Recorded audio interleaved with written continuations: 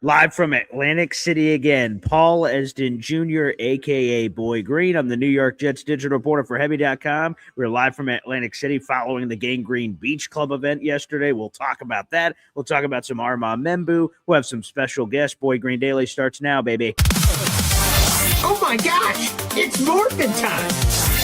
To me, talking New York Jets is my superpower. Boy Green Daily starts now.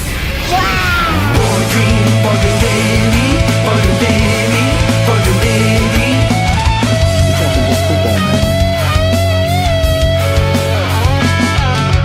Boy Green Daily, Boy Green Daily, Boy Green Daily.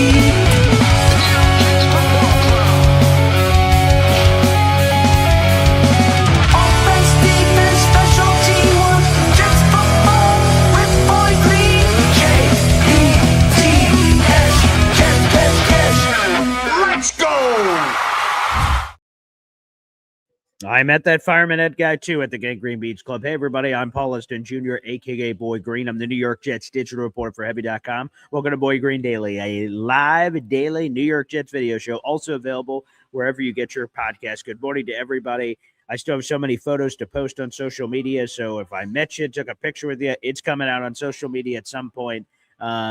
It's spectacular. They've been sort of drip dropping. We've been all over the place from the Gang Green Beach Club. We got to give a huge shout out to Lou B and Jake Asman for putting this amazing event together. Wayne Corbett, who I got to meet yesterday, was spectacular. And wow, so many amazing Jet fans from Jerry, who's a fan of the year from a couple years ago. Got to meet her. And I just met Mimosa a few minutes ago. Shout out to Mimosa. She was awesome. Purple Belt Mike. I mean, oh my goodness, the names. John LG. John, I got to spend a lot of time with yesterday just talking about life. So we got to talk Jets. We got to talk about life. It was an absolutely spectacular event. I see Mother Effing Chew is gifting a membership right off the top rope. I love that kind of energy here on a beautiful Sunday. This was an amazing kickoff to what will be training camp and the regular season and everything for all these Jet fans from all these different walks of life to come together. Was absolutely beautiful. So I am so blessed that my family got to be here and I got to meet so many of you. By the way, that membership went to Jay Perez out in our audience. MFC, you're $10 away from a raffle ticket to this month's contest. Of course, we're giving away the tickets to the Jets-Browns game and more. We'll talk about that in a little bit. Thank you, MFC, for the support, baby. And here's a little bit of the slice, baby. Here's a little bit of the slice from yesterday. Legendary Jets.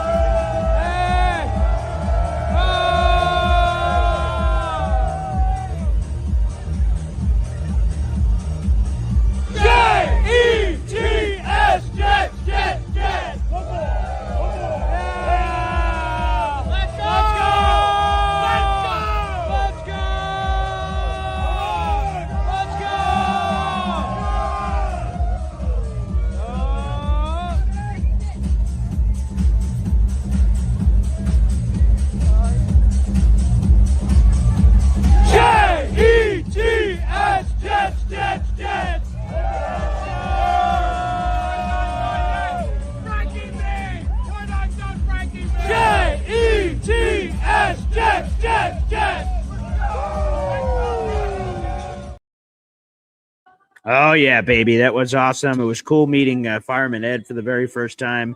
And there's a few people that, again, I've been in the same room before, but I've just never met them. Like handshake and have a conversation. So that happened with Rich Samini yesterday. Shout out to Rich, part of the Jets Collective podcast, of course. Fireman Ed, he says he loves the show. Hey, now, those are pinch me moments, man, when people say, man, I watch your show every day, whether it's Jet fans or Fireman Ed or whoever. That was super humbling. So shout out to all those people out there in the audience. Man, what a friggin' show. What a friggin' show. Yeah, that was quite a time, baby. Quite a time. Again, Lou B deserves all the love in the world. Have any of you guys slept? Not a whole heck of a lot. And I was watching the Conor McGregor fight last night. I feel so bad for Conor McGregor. It's a Jet show, not a show for them. But for MMA. But poor Conor McGregor, that bastard. For someone who blew out his knee before, devastating. Now, I haven't had an injury, came all the way back, and then got hurt again. That's never happened to me, so I can't relate to Mr. Conor McGregor from that, but that was it. Ted said this should be a show dedicated to the meetup. Sure, absolutely. The meetup is the meetup we just did. This is 100% a dedication to all those people. We'll have a few guests joining in on the show throughout it, live in person and everything else. So I can't wait for that as well.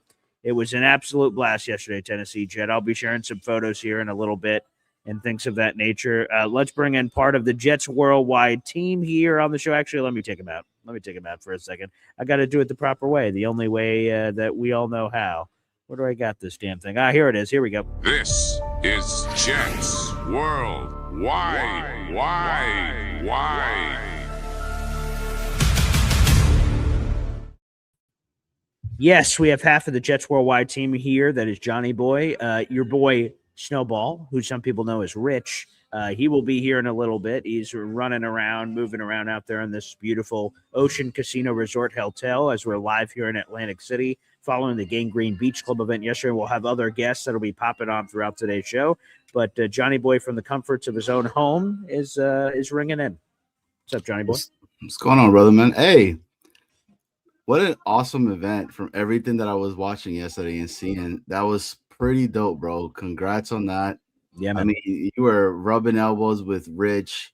Sure. The mini rubbing elbows with Wayne Corbett. Oh, yeah. I mean, I saw that you became a Knicks fan yesterday. It was Larry Johnson. That didn't happen at all. But yeah, well, I'll tell the Wayne story real quick. So we're waiting for Wayne. This event was from noon till 6. And I assume Wayne was going to be there from the very beginning and maybe do a whole, thing. But for some reason, Wayne wasn't there. And I'm like, oh, man, is Wayne going to come? And I'm about to tap Luby on the show. It's like 1:30, 2 o'clock or something. I'm about to tap Luby on the shoulder to ask him, hey, is Wayne going to end up coming? And there's these wooden pillars on the Gang Green Beach Club where you can't see part of the party, depending on where you're looking.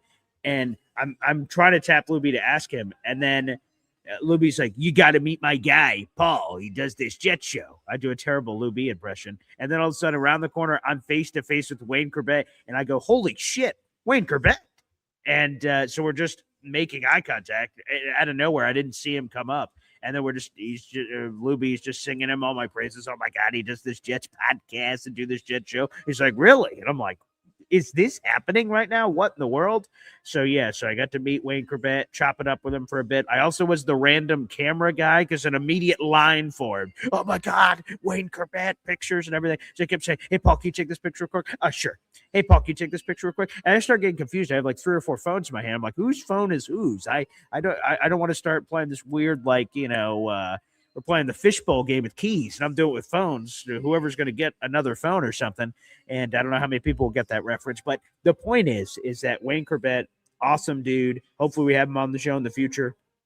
And, he signed anything anyone wanted. He took as many pictures with everyone in the audience. He was as nice of a guy. He's nicer than what people say, and people already said he was pretty cool. So, yeah, that was awesome to meet Wayne. Oh, yeah, dude. Man.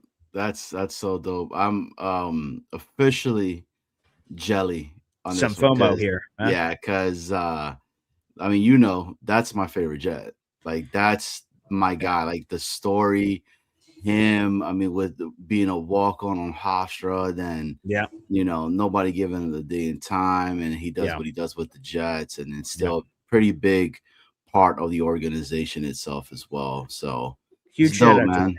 Yeah, and I'll give one more shout out here. Again, I haven't posted all the photos yet. There's more photos to come, but someone asked me, I think it was, I can't remember if it was Nick Shine or maybe a comment asked it, but they said, like, who was the person you were looking forward to meeting? Like, who did you want that to be? Who was that going to be? Anything of that nature?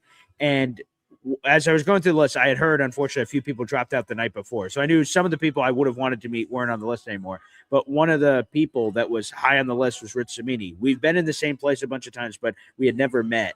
And as I was talking to a bunch of people, I saw Rich arrive. And then Rich just told me something like, oh, man, thanks for what you do for the Jets Collective podcast. And I'm like, what the?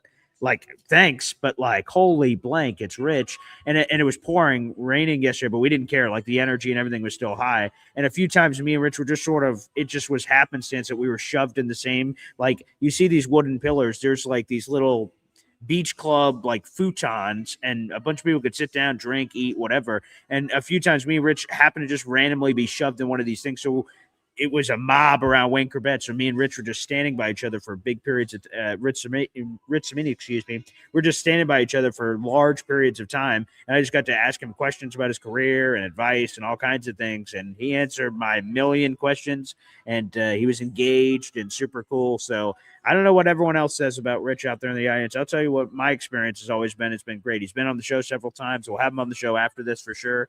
After this Jets Collective, maybe before training camp, maybe there'll be a pocket of time where we could get him on the show. And yeah, he's a cool dude. So massive, another shout out here. Like I said, I haven't posted all the photos yet, but shout out to Rich, shout out to Wayne Corbett. Both of them were awesome people, man. Yeah, dude, this was awesome. I know this was a big one for you as well. I know this is an individual that you did want to meet face to face and be able to Absolutely. talk and kind of go through it. You know, like, I mean, you and I have had these conversations. I've always felt like Rich has always gotten the brunt of all the, you know, oh, he's too negative, oh, he's all this. And I've Sure. always Yeah. been like, is he being too negative, or is he being just a little bit too real? And we I mean, the just team has don't sucked hear it. while he's been on it, and he was talking with fans. So I just happened to be shoved next to him. So as other people met him and asked him questions, I just sat there and listened. And there's a few people that said, you know, hey, I respect, you know, your writing and everything, and you just call it straight down the line and whatever, you know. And he appreciated that, you know, and he says, I want them to be better because that's a good story. Good stories is more people are reading and everything else. So yeah, it was awesome here. So shout out to Rich. But let's start introducing. We've got a panel of people that'll be joining us here on the show. We'll see how this is going to work, Johnny. So I'll either interpret for you to them, or I just don't know how loud this is going to be if I unplug my headset to the rest of this hotel here. So we'll play it by ear and we'll figure it out. But let's bring them in. We'll start off first off with the other half of your Jets Worldwide team. Let's throw them over here on the big couch. I feel like I'm on some like late night show or something. Let's get your, you know, some people like Rich Samini and some people like Rich from Jets Worldwide. So let's bring them in. Rich in experience, Rich in love. Rich is here. Rich, yeah. Please grab a seat on the couch here. Hi. Hey, what's up, Rich? God bless. How we doing? Paul. I feel like How are you? Paul. Thank Nice you. Great to have you on the show. Nice Great to to have you on the show. Nice to see you. Rich from Jets Worldwide. Some people call him Snowball, but his friends call him Snowball. So it's great to have Rich here, though. Rich, it's amazing. And he's not the only member of this team. So we're going to get real friendly with each other. We're going to get real comfortable here on the couch. Yeah, here. Let me squeeze over. Let's bring him in. He is an Asmaniac champion. He is the maestro. He is the architect. He is the engineer. He's the face that runs the place of the Cloverleaf Tavern out there in Caldwell, New Jersey. And he has made an appearance. We won't say how much money we paid him to make this appearance because he's a very busy man. But he is here. He is present. And he also has his beautiful wife here. Sorry, she's not going to be on the show, but she's here in spirit. And let's bring him in. It is Chef Kevin Gilbert, baby, here on the show. Chef, good morning, sir. Yeah, jump on the couch here. There we go. Oh, yeah, okay. I made it perfect with the seating. All right. Coffee Club, Espresso Club, what up? Yeah, okay, there you go. Make sure I move the mic a little bit closer to all of us here. But yes, what's up, Coffee Club, Espresso Club? Again, we got Rich. We got Chef Kevin Gilbert, of course. We got Johnny Boy. We're all here. So I will attempt to switch the settings and see how loud this is. So they will all be able to hear you, Johnny Boy. So pause for one technical difficulty. Johnny, go ahead and hold down the fort here as I switch a setting here. This is brought to you by the Jets Collective, a collective of Jet fans that are trying to be IT individuals at the current moment, but have no idea on what they're doing. This is the face of Boy Green. Boy Green, can you hear me? Okay. Oh, is that enough that you guys can hear him? Okay. I mean, yeah. Okay, great. All right, they can hear you. It's actually way lower than I would have thought, but that's all right. As long as they can hear you, that's what's most important. So, boys, first off, we will, for anyone who tuned in for the Armand Membou stuff, I promise we'll eventually get into that at some point, but just wanted to get a little bit of the Gangrene Beach Club action in. We'll start with you, Rich. how did that? How was this experience for you? This beautiful event. Shout out to Lou B, Jake Asman again. Wayne Corbett was there, and so many others. It's we're gonna miss people. I just a few minutes ago met Mimosa for the first time. I had never met her before. I'd seen her around the party, and I was like, who is that? But I've never met her, so I wouldn't know. But Mimosa was there, so shout out to her. Got to meet her yesterday, and so many. Jerry, who is again, she just joined a few years ago the Jets Fan Hall of Fame. It was great meeting her last night too. And Nick Shine was out there. Nick Shine kept running into me, no matter what. Coming out of the bathroom, Nick Shine. I'm eating dinner, Nick Shine, and I'm like, dude, are you like stalking me? What the hell's going on? I think there are multiple Nick Shines in the hotel. There has to be, because this is a massive hotel. I've gotten lost multiple times, so I have no idea how the hell he keeps finding me. It must have left a GPS tracker What's on me. this on your back? What is on my back? What is that? It is a tracker. Okay, there you go. See, I knew he did something. Hey, can I say something to you guys? So, well, you're saying something to us right now, so I guess. Chef, what's going on, Chef? Snow Bizzle, dude.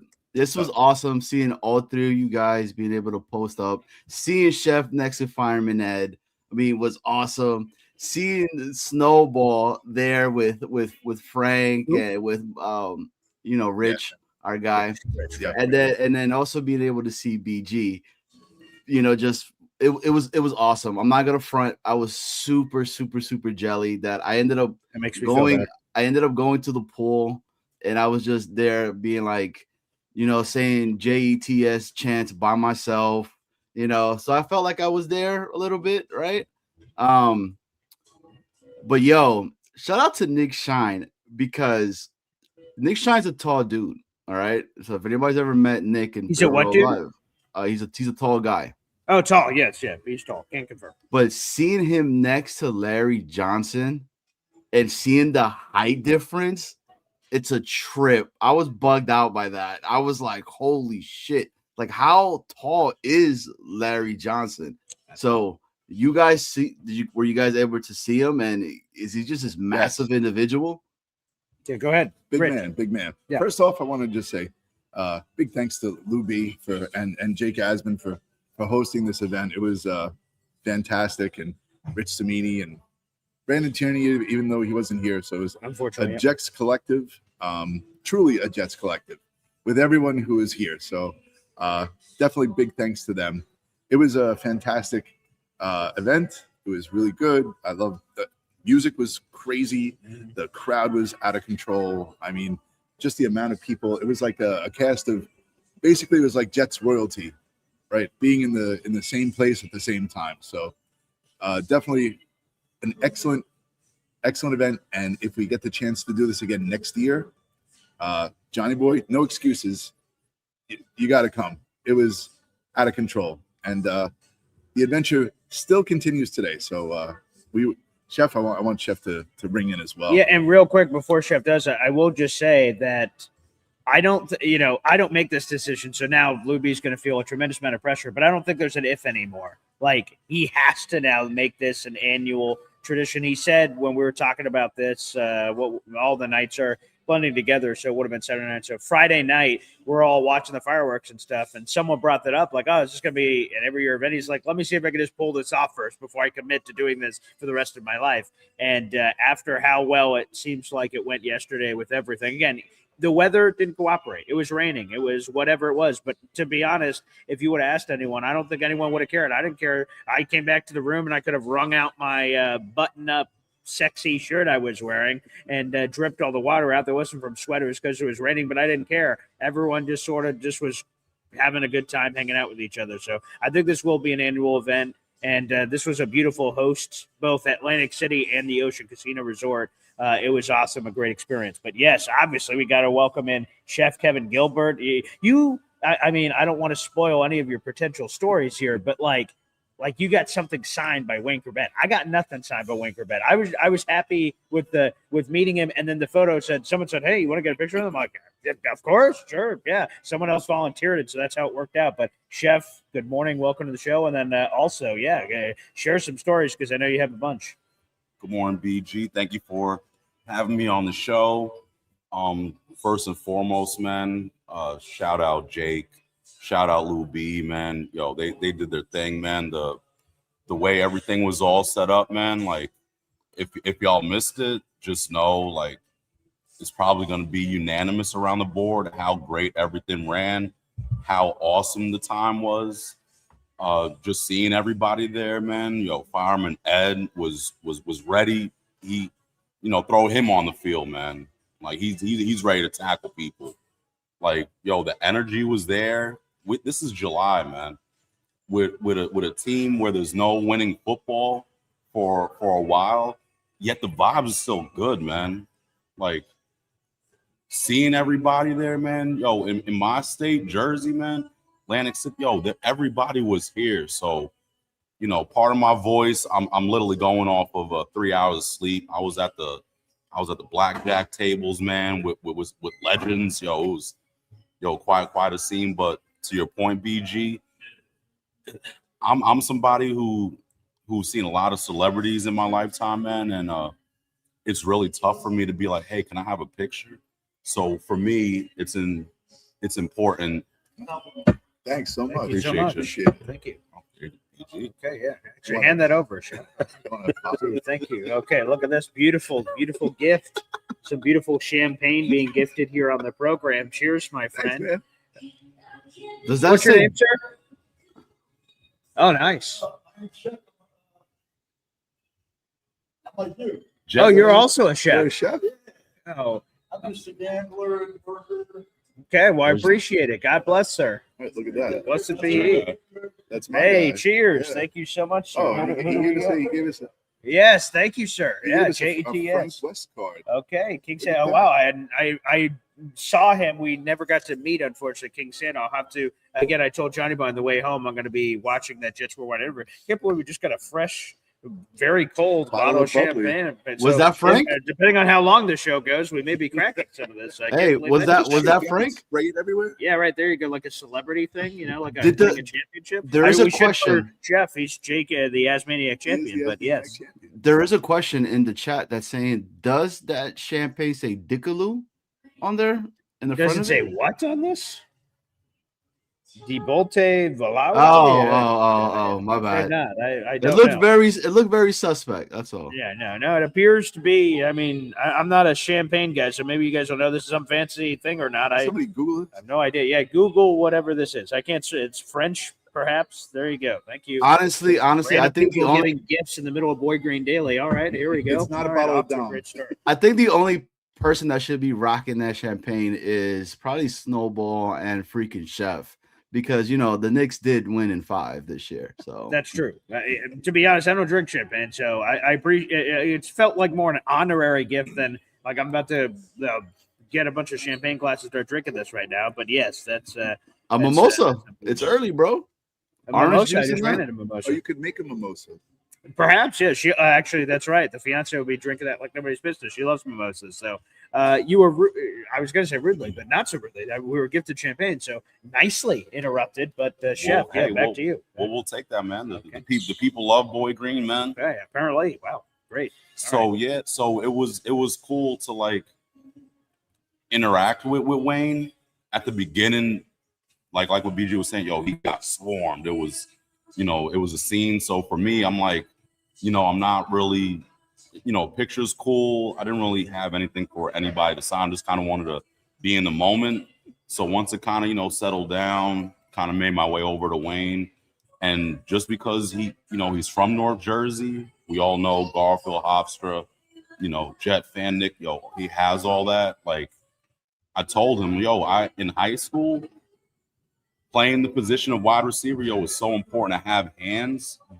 And he was somebody, it was like mentality where you don't need gloves to catch the ball. You just need your hands. And when it rains, what happens to those gloves? They get slippier. So for me, man, that was it, man. That just grabbing the ball, do whatever you can do. And he was that guy, man. So for us, a legendary guy like that, just talking to him, and then all of a sudden he's like, "What's that in your hand?" I had the Asmaniac trophy in my hand. I'm like, "Oh, this is from Jake's show and all that." He was like, oh, "Okay, let me get that." He took it and then autographed it without me. I didn't even say nothing. He just took it and autographed it, and then looked up at Jake and did a little picture thing. I'm like, yo, I didn't ask for any of that, but you know, it was a blessing. Yo, it's cool as hell. Just being in that moment and getting something autographed and get a picture with him. Yo, it was a pretty good day, man. That is so funny that he just sort of said, "Yeah, sure, man. Yeah, I'm signing everything. Yeah, give me this." Like he would have, like if you were holding your birth certificate, like, yeah, let me give that a quick Herbie Hancock over here. Like that's nuts. That's a nuts part of the story. That he was just in autograph mode. He's like, all right, sure, here you go. All right. What's your name, Chef? All right, Chef. Here we go. You're like, that's on your glasses. Yeah, that's what I thought. You know, in the middle of it. And I will say this Wayne story. I haven't told this yet. Is so again. I get a picture of Wayne because I just happened to randomly run into it because Luby, as soon as I didn't even know he was there, and Luby brought him around a corner. I run into Wayne Corbett. I was just telling that earlier. And then I became photo picture guy. I'm taking pictures forever. They're like, I have a picture of you with 2 phones here. And people are handing me phones. I'm misremembering whose phone I was holding, and it was weird. And then this happens. So, like, that keeps going for a while. Phone. Hey, phone. Sure. All right, I guess. All right. And then at one point, someone hands me the phone, but the camera's turned the wrong way. They handed me the phone that way. And this is a phone I hadn't seen before. What the goddamn? And I'm trying in the moment because I don't want to waste Wayne's time. I'm sure he's not hurting sheep. I want to give Wayne a lot of credit. He gave everyone their moment. If they wanted to talk to him for 10 minutes, he talked to him for 10 minutes and the line waited. So, like, he did whatever was there. But me, I felt the pressure as the now appointed phone guy getting no extra pay for this job that I'm like, I got to do this as quickly as possible to like move people along. And I get this phone I haven't seen. I'm like, where the hell is this stupid thing? I'm like, guy, where's your phone? Can you turn this the right direction? And Wade's like, come on, man, it's at the bottom. Flip it. And I'm like, wow, I'm getting shit talked to from Wayne Corbett because he said that clearly the button's right there. And then as I flip it, he's like, come on, man. And so I got a come on, man, from Wayne Corbett on like photo camera 7. Of whatever the line was. So I did get shit from Wayne Corbett for not flipping it fast enough and figuring it out on my own. So yeah, that did happen. Yes. Yeah, go ahead, Johnny. I have this real cool picture. If you could share it right here. This is it's pretty dope. So this is all 3 of you guys right there. That's awesome. So this is party, right? Yeah, this is outside party somewhere. Snowball, Party BG, and then this is the current show is the aftermath. Everybody has a cup of coffee, you know, everybody's chilling, and BG's still ready to party. But that's the trophy right there. That is. So, I don't know if we can see it. I can full screen the photo real quick. I don't know if we can see. No, it is, or the color. Because like the color, if you see it in your hands, you can very clearly see autographed. It's hard on a picture like this with the rain and weather and lighting and everything. But I don't know if the autograph shows up on there. But yes, the Wayne 80 is on there for the autograph. It looks great. It looks phenomenal. Dude, this is such a dope pick right here. And then, you know, shout out to Jake, man. Shout out to Luby. I mean, UBG, because this is what's it about, right? The community itself. Kind of what Chef just said. Yeah, this team has fucking sucked forever and a day. You know, Frank said the same thing, but there ain't nothing like the fans. And the fans turn from friends, that friends turn into a family. And you could just see the happiness between you 3 guys right here at this moment. And I'm not going to front, man. Like, Wayne is my favorite Jet. Like, everybody that knows me, that's my guy. Okay, Mr. Martin was his favorite Jet when I gave you that autographed hat. That was last week. You know, I'm going to be honest, guy, but I just got to call you out here because Wayne called me out. You say it's my favorite player of all time. We all know this. I talk about it all the time. Wayne, he's definitely number 1. And okay, maybe he is, but at the draft, you're like, Curtis Martin, he's my favorite guy. Always has been. My father almost named me Curtis Martin. He decided on Johnny Boy last second. Whoa. I said that's my favorite. I said my favorite running back. You're like, this is my guy. This is my favorite player of all time. You know, Curtis Martin was a babysitter for me when I was a small baby and held me and all this other stuff. He did. He protected me. You know what? Let me get you the autographed Curtis Martin hat that I got for myself. But fine, I'll give it to you. Now you're like, Wayne Corbett, he's my favorite. Always has been. Always will be. What the hell is going on here, Johnny boy? Well, you know, he protected me from when I was walking across the street. Sure. He held my hand so I didn't get hit by a car and all that. But I don't know, man, dude. Seeing you guys all together, it was awesome, man. It was awesome. So, but next Hey, year, one more. I want to get another chef story because I don't know, because again, we're probably going to be bouncing all over the place with all this different stuff here on the show today, and we'll get to all. And I see all the comments lighting up, so thanks everybody. Again, it was awesome meeting all of you. I took a bunch of photos with as many fans as I could. I forgot to take one with Mimosa when we're all here together. That's one thing when you walk away, I'm like, damn it, I forgot to take a picture with Mimosa. So I'll try to do a photo dump at some point of getting everybody out there. But I had this awesome, what I thought awesome Rich Amini story. Like, oh man, I've been looking up this guy friggin' forever, and he gave me a nice compliment about the collective podcast, and we work together behind the scenes, and I do some stuff. But it pales in comparison to Chef Kevin Gilbert's story about meeting Rich Cimini, or rather Rich Cimini meeting Chef Kevin Gilbert. Jeff, please. Yo, Rich Cimini, man, the GOAT. I forgot. I was talking to Jake as soon as I walked in. Little late getting there. I had football practice, and my son had swimming, so early Saturday morning priorities. Talking to Jake, getting there and all that. Had the trophy. And then all of a sudden, I hear Chef Kevin. I look over. It's Rich Cimini. I'm like, oh, stop, man. Rich is coming up to me. I'm like, shook his hand. I'm like, and then he's saying, good takes and whatnot. I'm talking to him like, dude, man, I've been reading your stuff, man. Like the Jets Collective with you, Jake, BT. I'm like, yo, it's some really good stuff, man. I'm locked in. I appreciate the stories, the behind the scenes stuff. And in that moment was like, yo, pretty dope, because it's somebody I've been following for a long time. And for him to come up to me, man, yo, that was like, pretty cool. No Hollywood, he's not no Hollywood kind of cat, man. Just real personal, and just, you can relate and talk to. So, I really was thankful for that opportunity. And he came up. So let's get this straight, right? Me to Wayne Corbett. Oh my God, Wayne Corbett. He didn't say, oh my God, Boy Green. That did not happen. I could lie and say that story happened. Oh, you're the greatest. That's not what happened. I said, oh my God, Wayne Corbett. I knew him. He did not know me. Rich Cimini came up to Chef. What? Chef Kevin Gilbert? Yeah.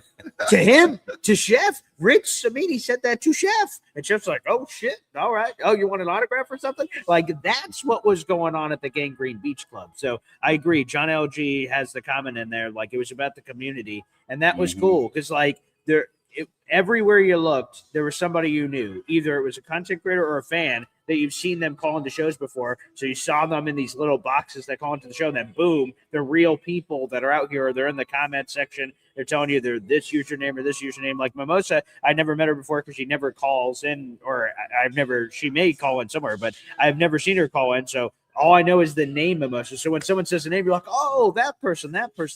So yeah, it was an electric event. I'm sure we're all going to keep thanking Lou B and Jake Esden. And no matter how many times we thank them, I'm sure it's not enough, because they all did a pretty awesome job. And oh my God, it overwhelming. Court Sports, shout out to her. She was there too with her family. Got to meet her father, her mother. So there's so many people. So I hope we don't. I know we're going to forget people, because there was.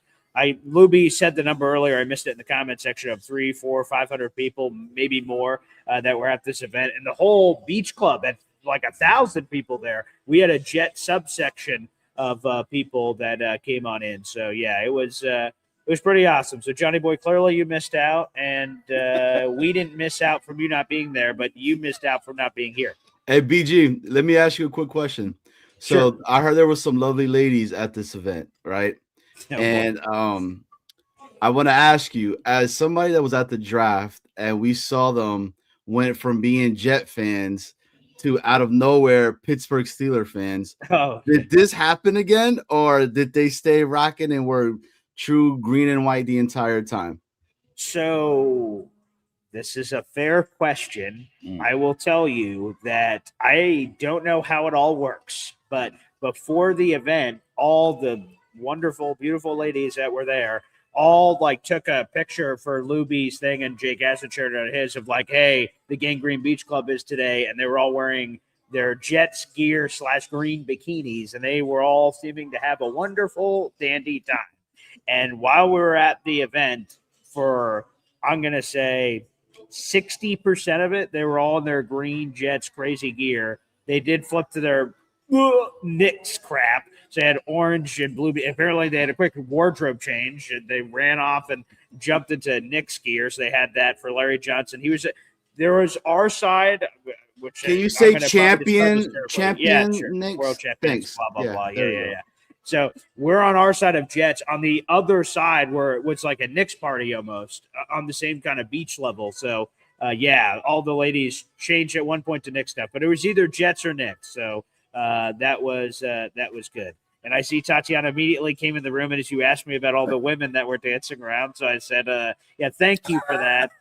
Again, it's important to note, and I was going to say this before this comment came in, but now it feels like it's going to lack its luster, that the most beautiful woman to me and has always been for my eyes is my fiance, Tatiana. But now that's going to seem like I'm simply saying that because you asked me about these women. So, Johnny Boy, thank you for waiting for 34 minutes and 30 seconds to ask me about the not as beautiful as my fiance women that were dancing around and catching the attention of other people, but not me, because I was focused on the task at hand, which was the Gangrene Beach Club. But I'm happy for the other people that enjoyed that sort of atmosphere. Yes. Oh, okay, yeah. I mean, how to get you back after, you know what I'm saying, talking all this junk about. So did you link that up with her? Because she was sleeping. When I left the room, she was sleeping, dead asleep. And I'm like, oh, okay. Now, I didn't plan it. Oh, man, can't wait to talk about all the women that were there. No, men, women, there was all kinds of people there.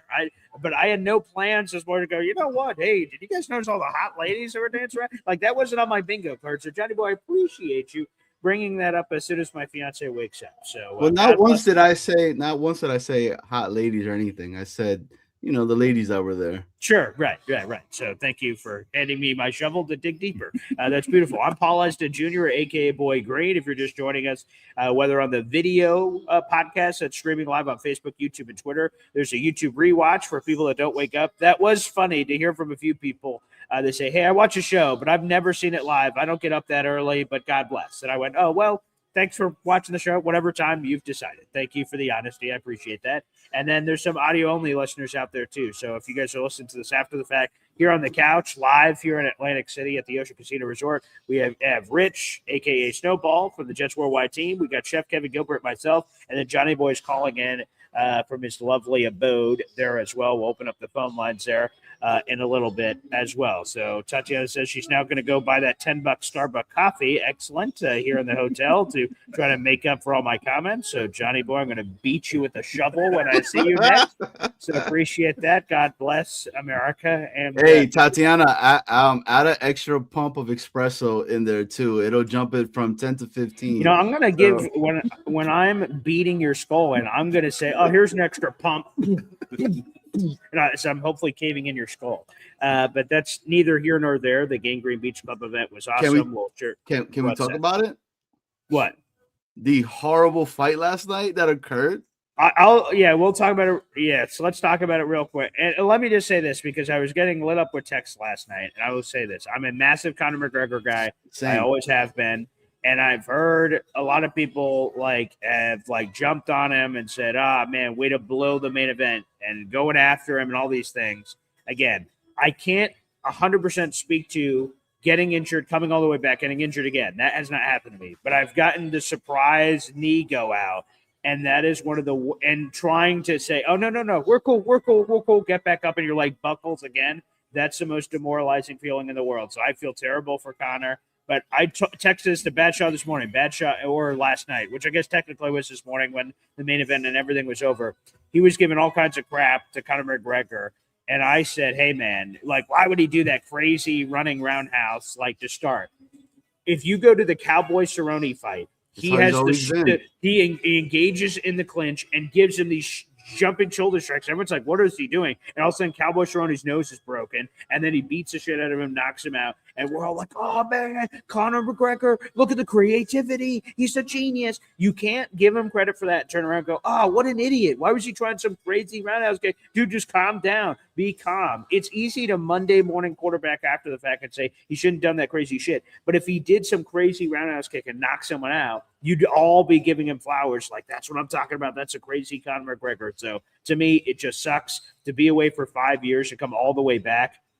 And for that to happen is brutal. And I feel terrible for him. I'm a huge Conor McGregor fan. He was going through it on social media last night.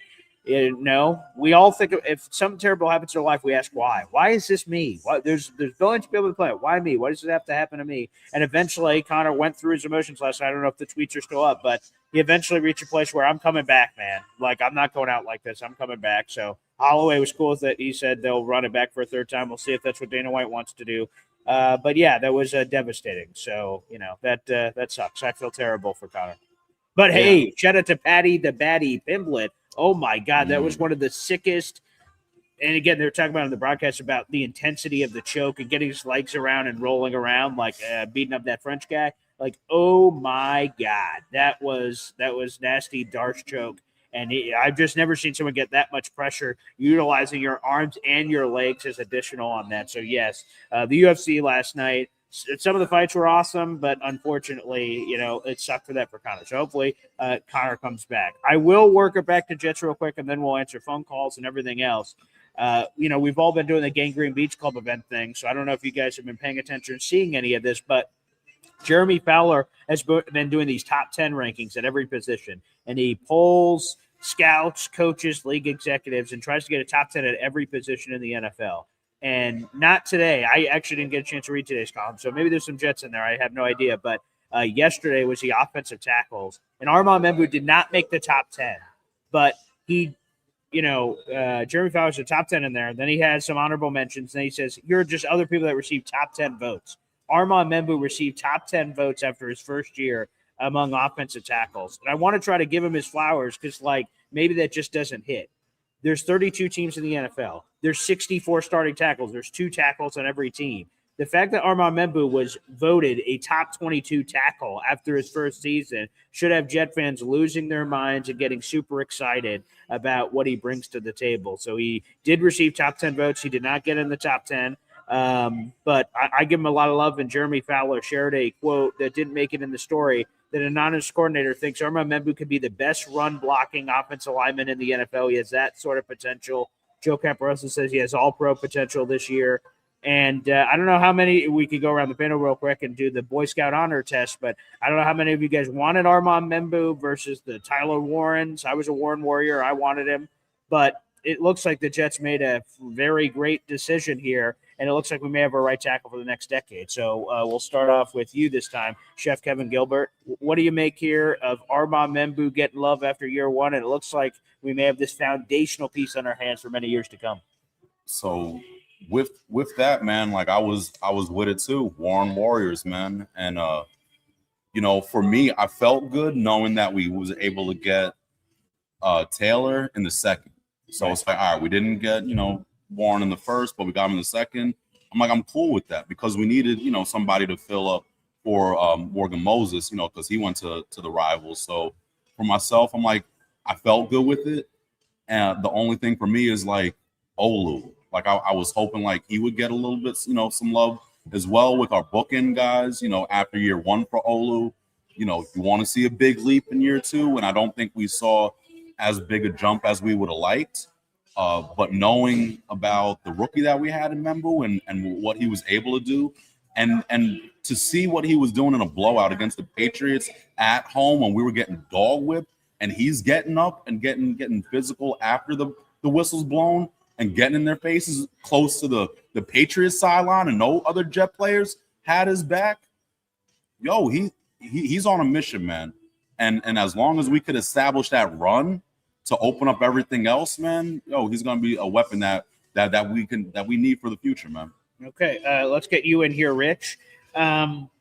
Armand Membou. Yeah. Okay, he gets love. Yo Holmes is saying, why do we have to blow him up bigger than he is? Let me throw his comment up because he loves getting comments here. It says, can we please stop glazing Membou? Jude had a decent rookie year. Let's leave it at that. Why must we predict all-pro nonsense? So it was Joe Caparosa, by the way, who predicted second-team all-pro could be in his future this season. But a lot of love he's receiving, which is amazing. What do you make of it? Were you a Warren Warrior? Did you want Membou with the 7th overall pick last year? Where were you at? I just want to start by saying that Armand Membou is probably my favorite player. Wow. Okay, I just want today. Oh, right? I see what just happened. That's Rich. He's my favorite player today. Yeah. But I was on. He didn't get it. I know. He's still listening. It's okay. Maybe he's frozen. Is he frozen? No. I don't know. Anyway, he's watching something. He's looking at something. Yeah, on he another is. Screen. He's distracted. Yeah. A raccoon with a shiny object. But no, go ahead. I was a big Membou supporter. I was going. You've always have been. I always have been. Always will be. But my question to Yo Holmes is this: is why can't this guy have his flowers? Why can't he get glazed? Like, if it's Jet fans who are in his corner and the press and the media are giving him props, why not let the man have his flowers, get his props, and so on and so forth? He did prove it last season that he was, according to the thing that you were talking about today, in the top third almost of the tackles in the league. So, I mean, Chef Kev said it too. You know, like, he proved his worth. He is a dog on the field, and he is a true Jet. So let the man bask for a little bit. Again, I wanted offensive line. I did want to take the tackle. I wasn't a Warren Warrior, to tell you the truth. So that's right. And go back and check the videotape to prove it. There is no tape, but no. Truth be told, the man should be celebrated, and the potential for him, like has been said in articles, that he will be one of the top, I believe, this season. I mean, you can only hope that the guy's going to get better. So, are we shooting for top 15 now? Definitely. You know? And I would say, again, I think the glazing and everything would be one thing if we did this article and we're doing a show today. Can you believe that Armand Membou did not make it anywhere on this list? Like, well, what a travesty. That would be, I think, going over the top, because I couldn't say anything. He was coming off his rookie year. If they didn't put him in, totally understood. The fact that they did put him in, again, if you count up all the numbers of all the offensive tackles that were mentioned, among the top 22 tackles, left or right, by the way. Again, it is not just top 10 left tackles, top 10 right. They throw it all in this huge pot, and that's where they put him. To me, how is that not an encouraging sign?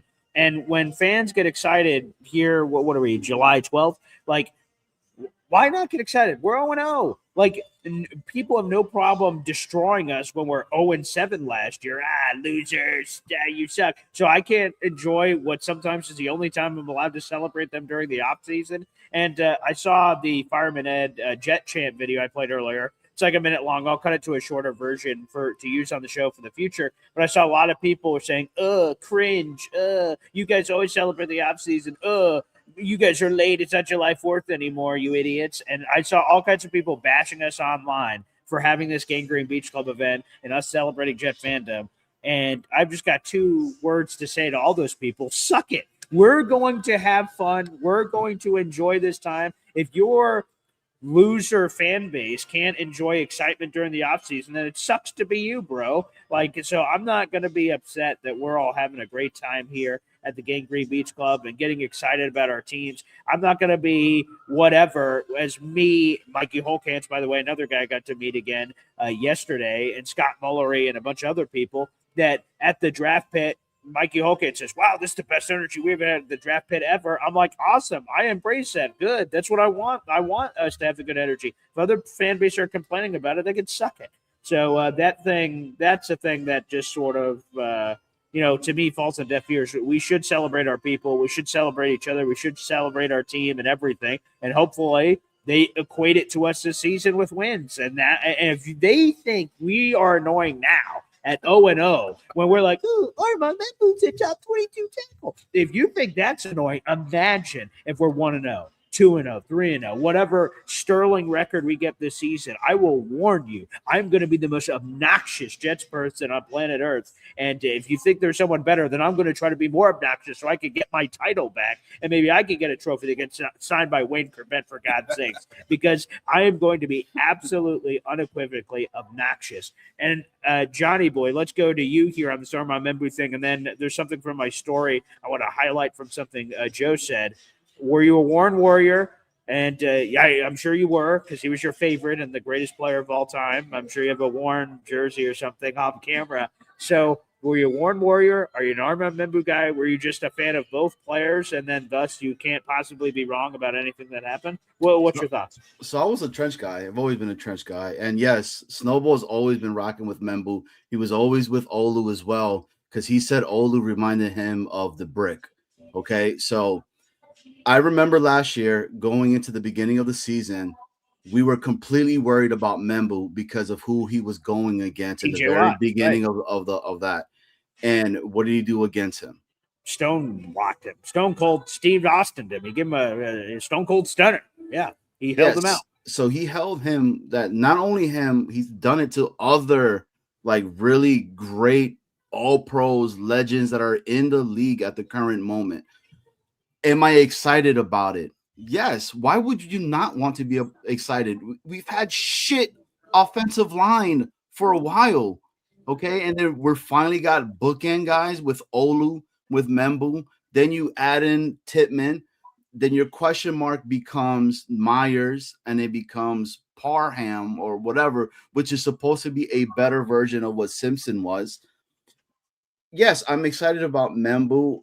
I think one of the stuff that I might question at times is the unnecessary added pressure that gets put on a young buck like Membou. Like, I just want to see Membou make that next step next year. And from what I've seen on tape, he's doing that. And yeah, I'm excited about him. I think he's going to continue to keep getting better. I mean, shit, but another year with the same guys together too, right? Having Tippmann next to him, being able to kind of learn off of Tippmann itself. Remember, we always have two centers right now that are there between him and Myers that are, some people say that's the other quarterback that's on the offense as well, that could give this cat some more tips. Also with Olu and all that. So I'm pretty hyped, man. Can't wait. Yeah, fuck the haters. I'll say that right now. That's what I'm talking about. Look at this number one Austrian Jets fan sending a member shout out. He's nearing his 2-year anniversary, baby. Number one Austrian Jets fan. Wow. One's up, baby. As Chef, every time he makes a call, he shouts out everybody. He doesn't forget nobody. He's like the number one Austrian Jets fan, number one Austrian Jets fan's mama, number one Austrian Jets fan's brother, his sister, his cousin, his gardener, his nephew, all of them. I appreciate you. And I'm like, man, does Chef have like a script off screen, to make sure he doesn't forget, like when he's at the Oscars and he wins the Maniac Championship and he's like, the music's playing him off. He's like, I can't forget about my mailman. I'm like, damn, he doesn't forget anybody. Everybody's getting the love. And I'm like, God bless America. He's just that dude, bro. He's him. He's the real one. Some say he's Brunson. Some might have said that. He's much taller than Brunson, I think. And we see you got to celebrate every ounce of Jets fandom, no matter what. Go Jets. Appreciate you, Austrian. Thank you so much for the love here on the show. I want to get one more Armand Membou thing, and then the show can go wherever the hell it's going to go here.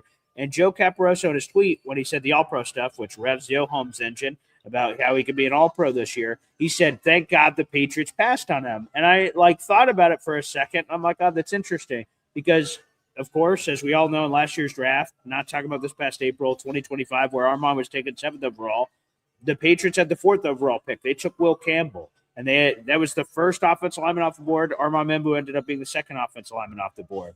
And it reminded me of 2020. We, as the Jets, took Mekhi Becton with the 11th overall pick. The other choice we had was Tristan Wirfs. And from what I've heard, the reason why the Jets didn't take Wirfs is because they said, Wirfs can only play right tackle. Becton can play left tackle. Left tackle is more important than right tackle. Boom, Becton. He's our guy. They take Becton. We all know how that panned out. For us, it sucked, and he flames out. But he ends up going to win a Super Bowl and getting a bag of money for the Chargers. So Becton, I'm sure he doesn't give a that we're talking shit about him right now. He doesn't care because he's doing just fine. But Tristan Wirfs, by the way, for those who have missed it, is a 5-time Pro Bowler, a 3-time All-Pro, and on this same list we're just talking about, was the 3rd best offensive tackle in football. So we missed out on that Tristan Wirfs thing. And by the way, here's a suck it to the Jets from Tristan Wirfs, right? They said, boy, you can only play right tackle. He switched to left tackle in the middle of his career, and now he's playing left tackle. If that was the only reason the Jets passed on him, they look super stupid right now. Anywho, back to this draft that just happened, right? The Patriots signed our boy Morgan Moses.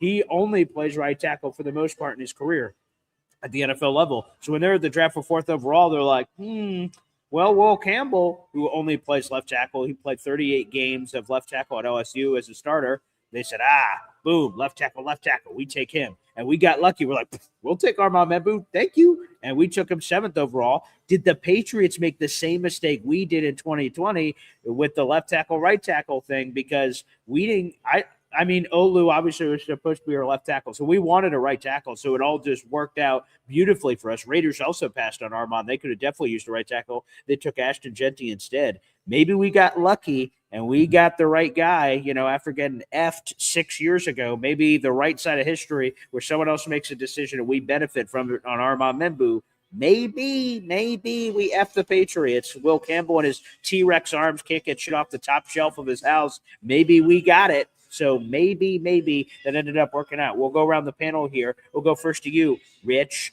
Do you believe that and so it's super early. They're only 1 year into each of their respective careers. But did the Patriots make a mistake that we've taken advantage of here, that offensive lineman situation from last year in the first round? I think you hit it on the nail on the head. It is too early to see and to make a determination as to who made the better decision. So far, it appears as though we made the right decision. But long term, I think that's a big question with people who play this position. And, of course, the offensive line. We were blessed last year to have the entire offensive line stay together for the entire 17 games. Can that happen again this year? I sure as hell hope so. But durability is your best ability, right? The availability is your best ability. So if he maintains what he's doing and being able to, keep being in the lineup and improving year after year, again, too early to determine whether or not who made the right decision. But for God's sake, I hope we made the better decision than the Patriots, because as Boy Green said before, I have 2 words for the Patriots, and it is suck it. So, yeah, exactly. That's right. For the audio only listeners, as far as you know, nothing just happened there. But the visual listeners, you saw it. Chef Kevin Gilbert, where are you at in all this? Do the Patriots blow it Jets season, or too early to tell? You're not willing to make a determination on that? I mean, from what we're looking at, I believe we did the right thing. Yeah. Got lucky. And with Campbell too, for myself, I thought at 4 was kind of like a reach, but knowing what the Patriots needed to fit them, but given a different team at that position, I don't think Campbell goes, man. Just the motor that Armand has, the aggressiveness, the nastiness, we need that. The physicality, plus he's young as well. This is gonna only benefit us for the future, and with better scheming, man, with a better quarterback play, a quarterback that will get rid of the ball, not hold on to it. I only see this line getting better. So as of now, man, I will say that we do have it. And I will give it a suck it to the Patriots as well. Not a fan. Yes, that's the best way to handle it. A big fat sucker. By the way, I have to. Yo Holmes must love this because I keep bringing up his stupid comments. But let me get another one in here. See, this is the thing. I believe Yo Holmes would make fun of the Jets either way this happens. But let me throw this up. So he says, Yo Holmes, why are the Jets drafted tackles anyway when we have no quarterback? Makes no sense, only the Jets. So if the Jets didn't draft the tackles, got the quarterback first, and he was getting his Joey Harrington ass getting handed to him, oh my God, the Jets have no offensive lineman. They took this quarterback. He's getting the shit beaten out of him every day. We're like, oh, classic Jets, don't get the offensive line to this quarterback like Sam Darnold. Now they do it the other way. They're like, all right, let's set up this situation so when the quarterback arrives, it's perfect. And you hope, oh, look at it. They have this offensive line and no quarterback. You know what? 2 words for you too, Yo Holmes. Suck it. So, come on, man. This is just super annoying. To me, I'm totally fine. So apparently, a passerby in the Ocean Casino Resort thought I was directing. We're about to see a fucking Conor McGregor fight. I just told him to suck it. So, if the shoe fits, Cinderella. But, so the fact of the matter is, Yo Holmes would be saying it no matter what. I'm fine with the Jets. Obviously, I think all of us on this couch over here from the Ocean Casino Resort would agree. If the Jets could have gotten the franchise quarterback this year, phenomenal. I'd like to get it as soon as possible. But it didn't happen this year. And quite frankly, I'm happy the Jets didn't force it and feel the pressure and go, damn, yeah, I know we don't believe in Ty Simpson, but you know what? Fuck it. Let's just take it. Maybe he's the guy. And they don't take David Bailey. They take Ty Simpson number 2. And people will be making fun of them for rushing the decision. So they are getting credit for patience. And I know everyone on this couch agrees, you know, at a certain point, patience, dude, we haven't made the playoffs in 15 years. That as patient as can be. What are we waiting for? Death? Like, Jesus, something's got to turn here. But I do respect that the Jets have patience here. They clearly didn't believe outside of Cade Klubnik in the 4th round. And again, you could draft a 4th-round quarterback and then immediately take a quarterback next year. No one's going to blink. So I give them credit for the patience of not forcing it despite the inherent pressure that's everywhere to take a quarterback. If it was there and they took it, I would have trusted Darren Mucci. I would be like, okay, he thinks this guy's a franchise quarterback. I've been led to no reason not to believe that he's right because I haven't seen him do it wrong yet at quarterback in terms of the draft. So I give him a lot of credit, and let's hope that in 2027 at that awesome draft that Lou B is going to be hosting another event from in Washington, D.C., that quarterback ends up being the franchise quarterback. But no, the fact that like we're getting complaints that we're building a line for a quarterback that isn't here yet. Yo Holmes said maybe the stupidest thing you've ever said, and that's saying something. So with all due respect, I guess I should have put that at the front end if I was going to insult you. That's neither here nor there. Johnny boy, your thoughts? So can you repeat the question one more time? Can you lean closer towards the mic and speak louder? It's harder to hear us. Can you repeat the question again? So the question basically is from Yo Holmes. He says that building the offensive line before the quarterback gets there is stupid. You need to get the quarterback first. No. I was talking about the question prior to that with the Membou and then the Patriots. Oh, sure. Yeah. Do you believe that the Patriots made a mistake taking Will Campbell and we got Armand Membou? Did we get lucky? Did it all work out? So I say this. They were in the fucking Super Bowl last year. So in the grand schemes of it, even though they lost the Super Bowl because of that, but sure, go ahead. I mean, dude, we would have fucking loved to have been in the Super Bowl. And I hate the Patriots. I hate the Patriots with everything like that. Repeat what you just said. The first thing you said, not the second thing you said. The first thing that you said. Which one? I hate the Patriots. So you said the Patriots were in the Super Bowl last year, and you would want to be in the Super Bowl. The Jets, fuck yeah, I would have wanted to be in the Super Bowl. No. Okay, if I told you, all right, we'll go around with this question. If I told you, hey man, you're going to the Super Bowl this year, but you're going to lose, guaranteed. Do you go to the Super Bowl and lose? Yes. No. I absolutely do not. I'm not going to the Super Bowl and messing up our perfect batting average of 1,000. Every time we go to the Super Bowl, we win. You weren't even born.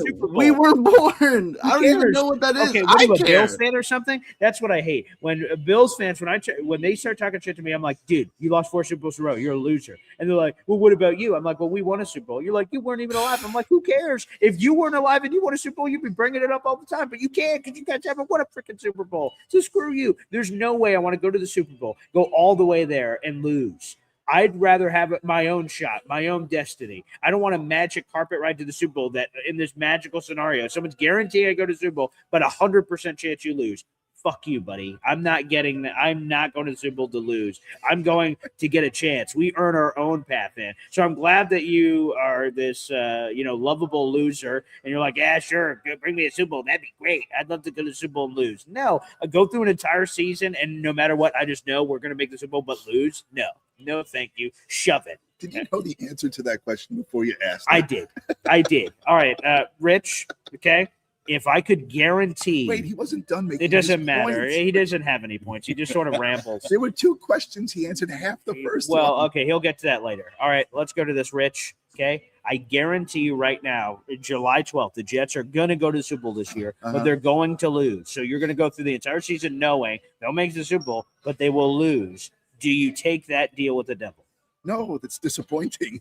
Of course not. So you don't take it. So Johnny Boy's wrong. Known disappointment. I don't disagree with Johnny. Everyone can have their own opinion. But it's wrong. It's okay. If he wants the magic carpet ride to the main event and he knows, listen, at least I'm in the room. Like, I'm doing my thing. I'm there. Don't be dropping Hamilton lines on me that he was in the room where it happened. That's great to know, but that's not what I was asking. How'd you even know Hamilton? Quote? Okay, see? You're a very cultured man. That I am. Thank you for pointing that out. I mean, it's only been 15 years since we've been in the playoffs. It's only been 11 years since we've had a winning season. So you're telling me that we actually have a winning season and all that? And earn my way.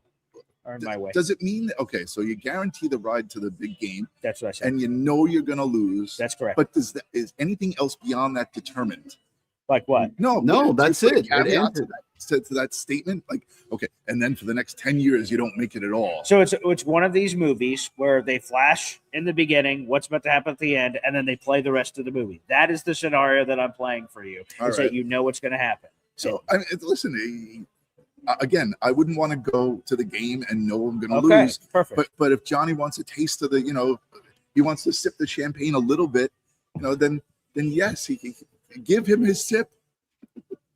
You can take a sip. Watch someone else in the Super Bowl. The Super Bowl's on every year. Watch it. That's your sip. All right, Chef. All right.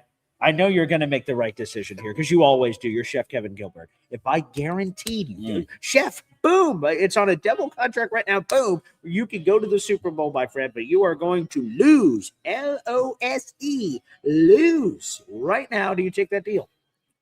You guys know that I've never been on board with let Brady cook, right?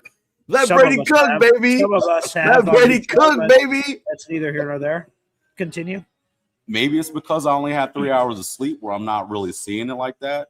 But if we could go to the chip, I want to see us in the chip, man. Thank you. I need. I'm telling you, I need to see my team in the Super Bowl. You're telling me right now this season, if we're able to go there, the promised land. This is what you guys. I'm promising you to lose. That's is what the promise. You guys, yeah, but it's also that we're actually going to be in that room. He's so save AG. He's so pissed. He's so mad right now. I'm not pissed. Yeah, he is. Look at his face.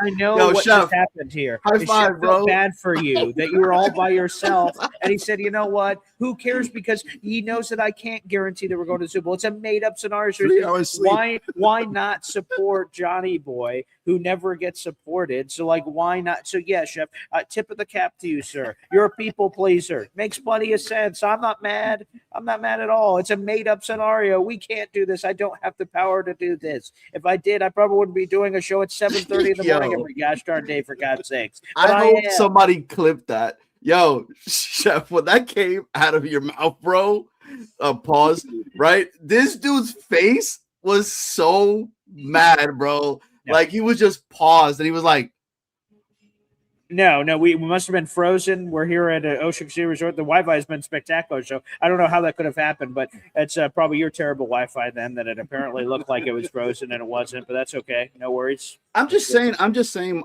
like, no, do I want to lose? Fuck no. No, I never want us to lose. I'm the one over here always talking about a 9-winning season, But again, if you're telling me that means that we had a winning season, that means that doesn't mean that. We went 7-9. Okay, that means we're in the playoffs. Okay, sure. And we're over here talking about playoffs because us four here would probably trying to figure out how the hell do we get to one of these playoff games, because we don't know if it's ever going to happen again and be able to enjoy that. So I was insane. Go look. Go chase him down.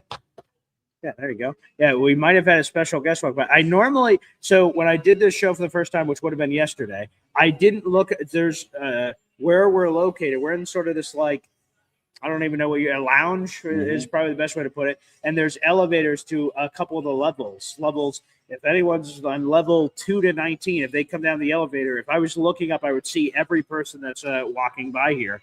And so I've only been peeking up a few times today, but no, Rich believes he just saw another Rich here walking by. If so, I'd love to grab him real quick. We'll see. I don't know when's Richard.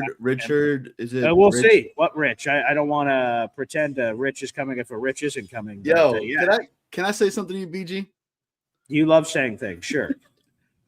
Chef is my guy, man. Let's go, Knicks in 5, baby.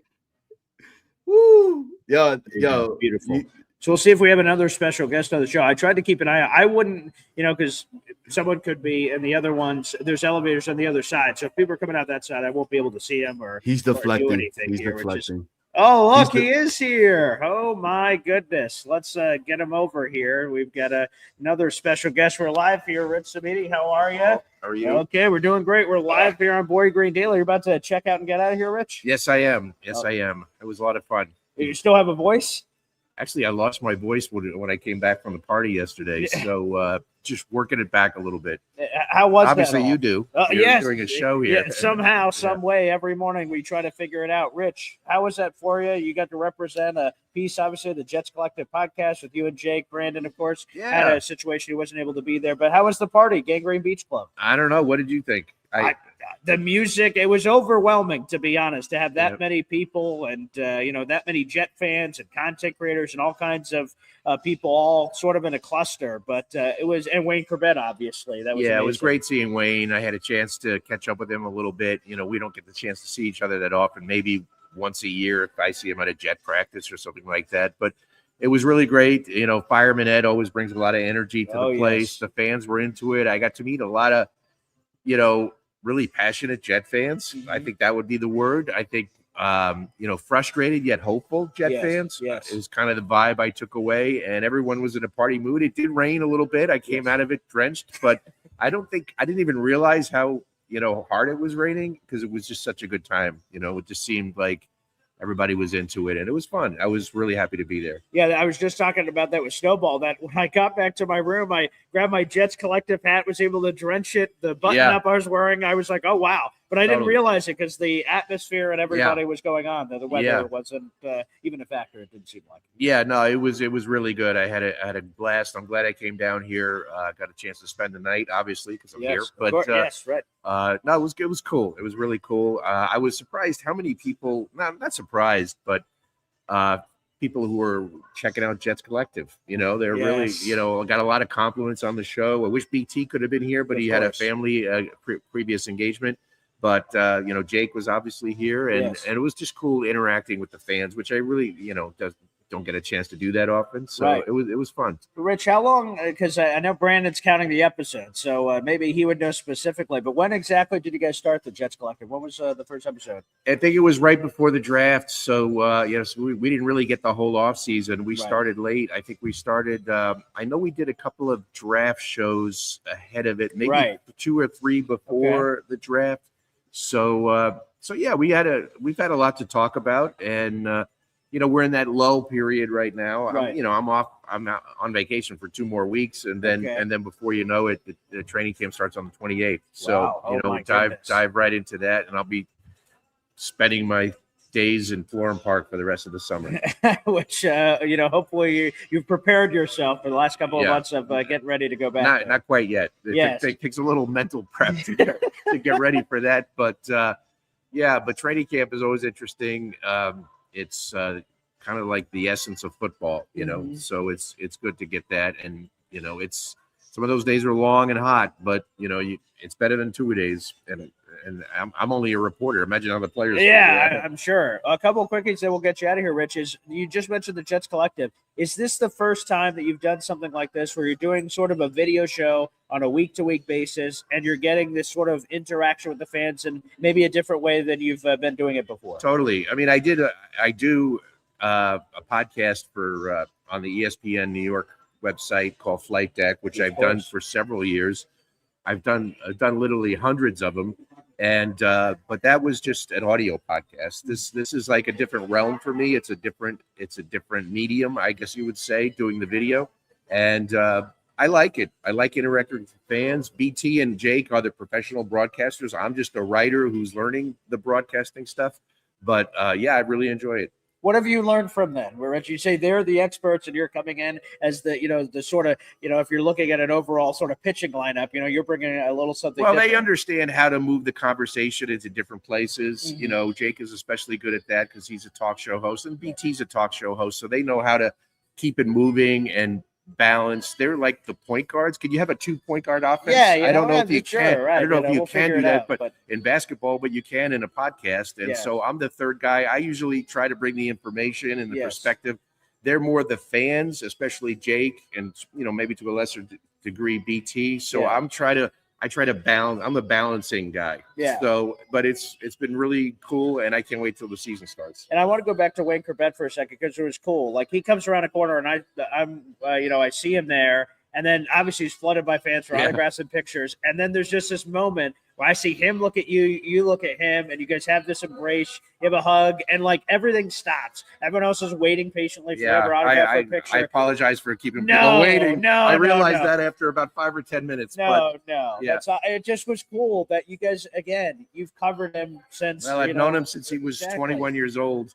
And, how long ago was that? 95, right. So we're 30 years since then. And what emotion is that? That's got to be like weird that, again, you covered him. He played. He's retired. He's living a life. You're still covering the team and living. Well, I was asking. We talked about our families. He was asking about my kids. I know his three boys. He was giving me the lowdown on their graduations and so forth and their athletic careers, and so that was a big part of it. And Lavernius, we were talking a lot about Lavernius. You had the great story earlier this offseason. Wayne contributed to that story, and he was talking about Lavernius, and that's I don't think I was especially close to Wayne when he was a player. I think he was just so focused on playing that I don't think he gravitated toward the media that much. I mean, he was fine. He was very polite and professional, but I think he was just so focused on football that he didn't go out of his way to make relationships in the media. And so it's really been a post-career now that he's away from the game. And I think maybe he appreciates more of what we do now that he's away from it. And so is that common or rare for that to? It's pretty common. It's pretty common. Players, it's their job, and I get it. They're focused. Very few players are like Boomer Esiason, like who are always doing media even when they're playing. Right. But or Brandon Marshall for that matter. Oh, another good example, right? Yeah. I am athlete. Yep. Yeah. So Wayne has.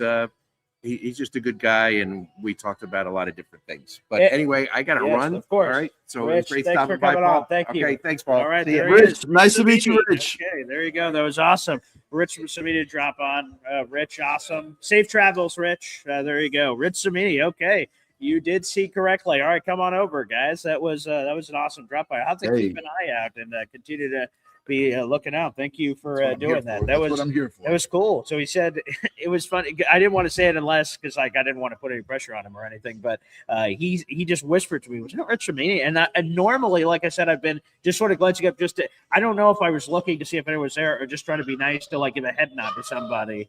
Oh, at first I thought that was my daughter. I heard Daddy. I'm like, oh my God, the kids are here. Wow, like this, like my God. So a special guest referee has just come out here. So I'm just keeping an eye out. But he whispered, "Is that Rich Samini?" And I was just like, go check. What do we have to lose, right? He could say no. He could be in the middle of something. Obviously, he had to go eventually. But that was awesome. So thank you, Rich. Get your other brother, Rich, and here we go. So it was in the house. There you go, a surprise interview. That was cool. Hey, what was it yesterday? All the days are blending together. Nick Shine. I was just so focused on the show. I saw someone when I was doing the show yesterday by myself. I saw someone coming to sit on the couch in my head. I'm like, who the hell?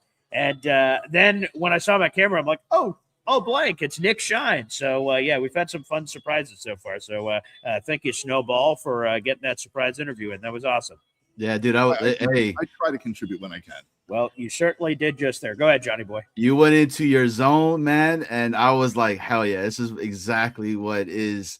And this is off the right. I didn't know I was going to do a potential random Rich Samini interview today. If Mrs. Samini is watching after the fact, I'm so sorry. Very sorry. I'm very sorry. Yes, for his travels of getting out because I'm sure he wants to probably get out for any traffic or anything that may be coming. The last question I was going to ask him, I'll turn it to you guys. I don't know how. I know for my job, I have to pay attention to this a lot. It's the Aaron Glenn press conferences, the interactions with the media. The last question I was going to ask Rich, but he had to go, so no worries. Is to me, it seems like AG is different.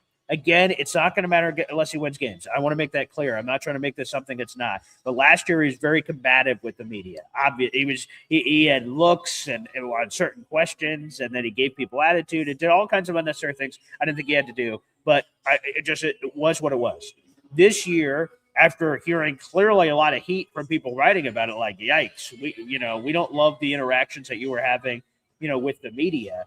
I thought that he's been, I thought he's been better. I don't think he's been competitive. I think, and I've heard Connor Hughes say that he wants this more from coaches. So I don't know if Aaron Glenn listened to him or he did it of his own accord. He likes when coaches explain the why. So Aaron Glenn will say, hey, we're doing this at practice today, and breaks it all down. Here's what you guys should be looking for. If you're hoping the offense is going to break out, hey, these are key third down situations, 3rd and 7s. So, like, the offense should not succeed in these situations. That's good context to know as we're watching practice and hearing updates. So I thought Aaron Glenn has been a lot better with the media. Again, it's not going to matter anything unless, of course, they win games. But that's something I've noticed. So I want to go around the panel to see if you guys have as well. And if it means anything to you or something or anything of that nature, we'll go first to you, Rich. I guess here's the thing, right? We're all hoping that Aaron Glenn learns from his mistakes. Last year, he made a bunch, and media coverage was one of them. And now during the offseason, there is no football, so it's to be expected that he will be able to temper it down during the offseason. The only thing that worries me is when the season starts. Again, it's to your point. There's been zero, relatively speaking. I'm not trying to denigrate anything that's happened this offseason. There's been zero, what's what I'm looking for? Adversity. No fuel for the fire. Right. Like a game, you lose, all of a sudden the media is going to be coming at you with different heat than right now. Hey, how'd the random spring practice go? That's a fair criticism to have. But if we start winning, does he turn into, we haven't seen this from Aaron Glenn. Will he be the suck it, Aaron Glenn? I hope so. I will. Dude, I loved that Aaron Glenn. I loved him being up there and being like, yo, you just asked me that question again and I already answered it. Yeah, like, right. I enjoyed it. I just hope that he maintains his demeanor throughout the entire season. This thing, Aaron Glenn is the Aaron Glenn that we want. We want Glenn to be steadfast. We want him to be stoic. We want him to, and it's going to be probably very hard for him to control. But if he was just able to keep this professional, way of speaking throughout the entire season, and then at the end of the season, if we do have a winning season, then you can pull out the Aaron Glenn suck it guy. That's fine for me. But I want the steadfast guy to carry through. Yes, I think so. Consistency, I think, to me is very important. By the way, NC, I see your super chat. We'll get to that in just a second because I know we start on points and then I send us on random points. I'll make sure we finish a line of questioning here, and then we'll get to your super chat, NC Green. Chef, I know how you feel about certain AG truthers in our audience. We will leave the innocent unnamed. Do you believe we have a different version of AG from what you've seen this offseason so far? And does it mean anything? He's leaning in. Oh, I saw that. So, it was yeah. I know we weren't on the same page with the Super Bowl situation. No, we were not. With this last year, AG did the same stuff, right? The same tone where it's like coaching. Yes. Right? Like he's like, I got Justin Fields because he's a winner. Right. Indirect shots at Saleh during some of the winnings. That was on Will McDonald. Or coaching on Will McDonald. That's correct, right. So this is all before the season started. And, positive stuff like, yo, I got this. I don't, he got humbled because of what happened. And he had to change his tone. You can't be on some, arrogant, cocky, yeah, this is what's going to work. It just takes the coaching or whatever, and have the product look as bad as it did last year. He can't come that same way. And I feel like everybody in a new position is going to go through some hurdles, will have mistakes, and hopefully this is something. And you know what? If he turns it around and we start winning, a lot of this negative stuff is not really going to be there. But all we can go off at this moment is the past. And I don't know if he's going to change during the regular season. If we win this first game in Tennessee, which is a must win, we have to win this game. Dude, we need this. This is the momentum. Right now, hey, it's happy season, off season. There's no wins or losses right now. So, we do have some positive stuff. And moving into that Tennessee game, if we were to lose, man, that's just a needle to the balloon, man. We need to keep this on going, and the pressure needs to be there. AG needs to feel this because he knows how we are as fans, our expectations, and he has to still understand that this is a business and we expect results. Yeah, that's, again, a great way to put it here. And That's it again, because I know Jake, who is, again, we can't give enough credit to for being a big piece of this party. He got a lot of heat immediately for that take of, oh, the Tennessee Titans must win, and people were railing Jake for having that take and go like, come on, Jake, like, get off. Come on, there's another 16 games after that one. How that one possibly must win? And again, I'm not Jake must win week 1, but I'm also, it's not a loser mentality of like, oh, well, they can lose. Like, I just feel like it's important to set the tone. The Jets started 0-7 last year. If you start 1-0, I have a Mr. Fulton update. Dun-dun-dun. They can't go 0-7 if they start 1-0. So it just would feel different. And it's, of course, and then you have all the storylines that maybe we care about more than the team, but it still matters, right? Robert Saleh, ex-girlfriend, not losing to that, like, because Robert Saleh got fired. The next coach that got hired was Aaron Glenn. To lose to the guy that you gave up on would just look bad and would, again, set a bad tone. So, again, I don't think I'm going to say must win, but I'm in the strong category of pushing that energy to being over there. Yes, sir. Oh, or a high five. Well, I could give you a high five. Oh, too. sure. Right. Just to add on, man. Yeah. With the severity of this game, Yes, man. yes. It's a must win. They have our ex players too. They do. Yes. How does it look, man, to lose a coach that we had and players that we had? Yeah. On to a team that they didn't have a full year already under this new regime to really get everything right, man. We have to win this, man. Yes. Otherwise, the optics don't look all that great, man. And then it's something else. What, we're over-evaluating our own talent again. Then we go down that road, man. No, we got the coaching, so let's get the wins. That's it. Yeah. And again, very bluntly said and correctly said, again, if they lose, there's just going to, if you think there's a lot of heat for people that are, right, Aaron Glenn, if you look at all these articles, who are the top 5 coaches on the hot seat, a lot of people would say Aaron Glenn right now. Imagine what the pressure will be if 0-1, because Green Bay is tough. Chicago's tough. Detroit's tough. Like, sure, Cleveland, but Cleveland's won games. They've beaten teams, so nothing is a guarantee. So, right. It seems like the perception of what's about to happen can completely shift based on some of that conversation. I do want to get the super chat in before it gets lost. NC Green, and I laughed when I read this $5 super chat. Wow. By the way, NC Green, you're up to 3 raffle tickets for our contest. We'll talk about that in a moment. But, hey, Chef, how did it feel being at a Jet event that you did not have to cook for? That's funny. Hey, it was cool, man. You know, the environment, I'm not going to get into specifics, but, the environment was great, man. The scenery, what was going on, the company, man, the legends that were there. Again, Jake, Lou B, they put it down for the community, man.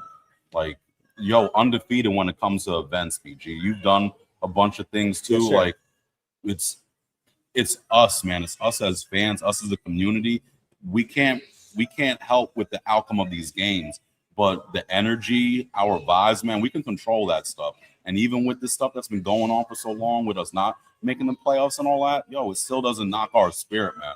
We still want to have fun and have a good time. And when this stuff does get right, man, that's only gonna exceed our stuff, man. I think I know the answer to this already, but I'll ask it anyway, Chef. Like, so you're at this event, and a lot of the events you go to, you're doing Jake Asman's at the Cloverleaf Tavern, which I'm sure you'll be a big part of with your restaurant of preparing food for all the crazy Asmaniacs are going to be at that event. We've talked about Jets Browns, which we'll talk about in a second, about you, cooking for that event.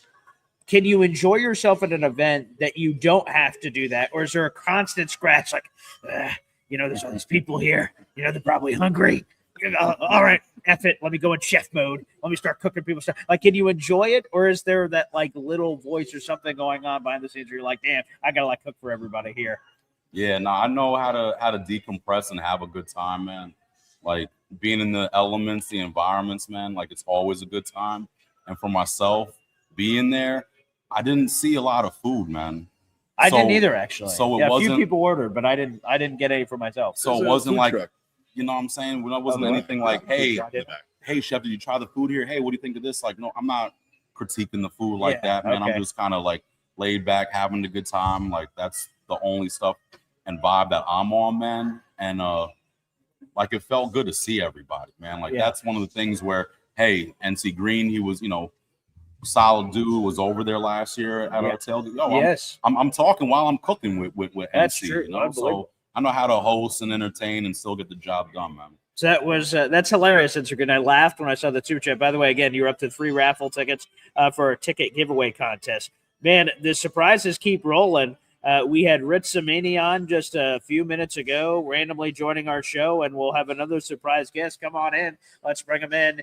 This guy, oh, there you go. I have a GPS tracker from Nick Shine on my left ass cheek or something because he's always here, baby, and good and good. Put it on the right. Yeah, Sorry, whoops up, forgot fault. it. There he is. And it sounds like you still have a little bit of a voice, Nick Shine. What's going on? A lot of fun yesterday. Nick. A lot of fun. Loud music, not my environment. So to have those conversations that we have with everyone, you gotta stress. Yeah, I have never leaned into more people like they would be like, yeah. And then I'm like, sorry, come on in. And then I was back in the football high school days of getting in the huddle to get conversations with people. So that was happening a ton. Yeah, but Nick Shine, what about for you, man? You were I saw that was a cool thing for me. A few times I was in a bunch of conversation myself, and then a few times I'm just trying to take it in. I'm looking around and observing, and so many people are like, Nick Shine, and there's a tap up, there's a hug, there's a man, the show, man, or you, or a previous event you've been to.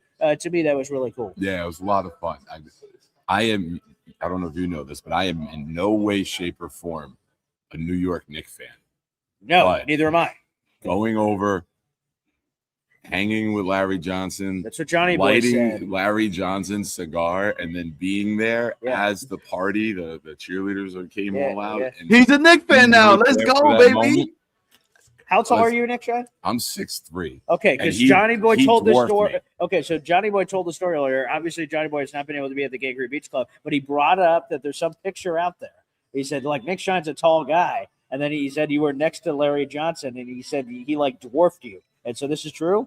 Yeah. All right, let's show it. Let's see if we can get a good shot of this. I'll go full screen so you guys can see this here. Hang on a second, Johnny Boy. You've already seen this, I'm sure. But yeah, there you go. There they look at that. That's Neil with us. So unbelievable. Me and Neil ended up being the dream team for Larry Johnson because Larry Johnson, Green Bean, and Lou B are texting me and waving me over, and they're like, "Bring a cigar," because I had the bag. Yes. But all mine were gone. And Green Bean's like, Larry Johnson wants a cigar. I'm like, I'm on it. And I'm working, and I see Neil, and I'm like, Neil, I need a cigar. And they must have texted Neil too. And he's like, hold on, I got it. Neil disappears, comes back. He's got something wrapped up real nice. Yep. And then Lou B grabbed me, brought me over to the DJ. They played Blitz BK's The Nick Shine Show song on the club, which is pretty cool. That's amazing. And then I make my way back over to Larry Johnson. Yeah. And he's like, you got a light? Do I have a light? Hold on. Okay, I got a light for you, dude. So, and then he lit the cigar. He was very, very kind, very appreciative. Awesome. And listen, I'm old enough to remember the UNLV days. I've rooted for them beating Duke, and really cool. And then I'm sure Kev told you about Corbett last night. Well, maybe not. Kev, Did you talk about Corbett last night? Wayne No. Corbett last night. Whoa! What happened with that? All right, that's your story. That's your story to tell. Oh, another Corbett story. Oh boy! Last night was yesterday was for not having anything to do with the New York Jet game. Yeah. And being at the stadium.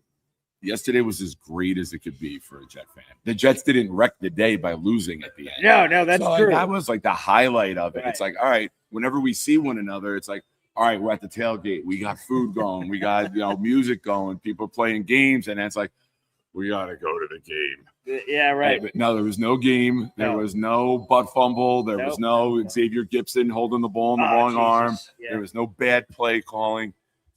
Every call we made at the blackjack table was the right call last night. That's it. That's it. Chef's clapping off the screen. Yeah. It was a really good time.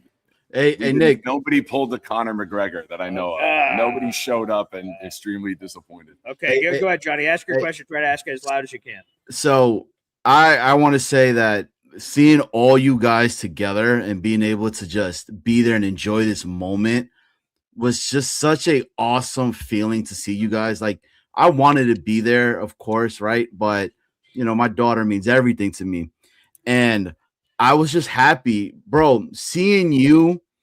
Right, I was waiting for the video because I knew the video was gonna come out to be like, this is probably I knew you were gonna come out with a video that's gonna say I am not a Knicks fan, but Like, this is Larry Johnson right there. And I was just like, holy shit. And then when he's next to you, immediate, I was like, wow, Larry Johnson, how big is this dude? Because Nick's not a small guy. Nick's not a short guy.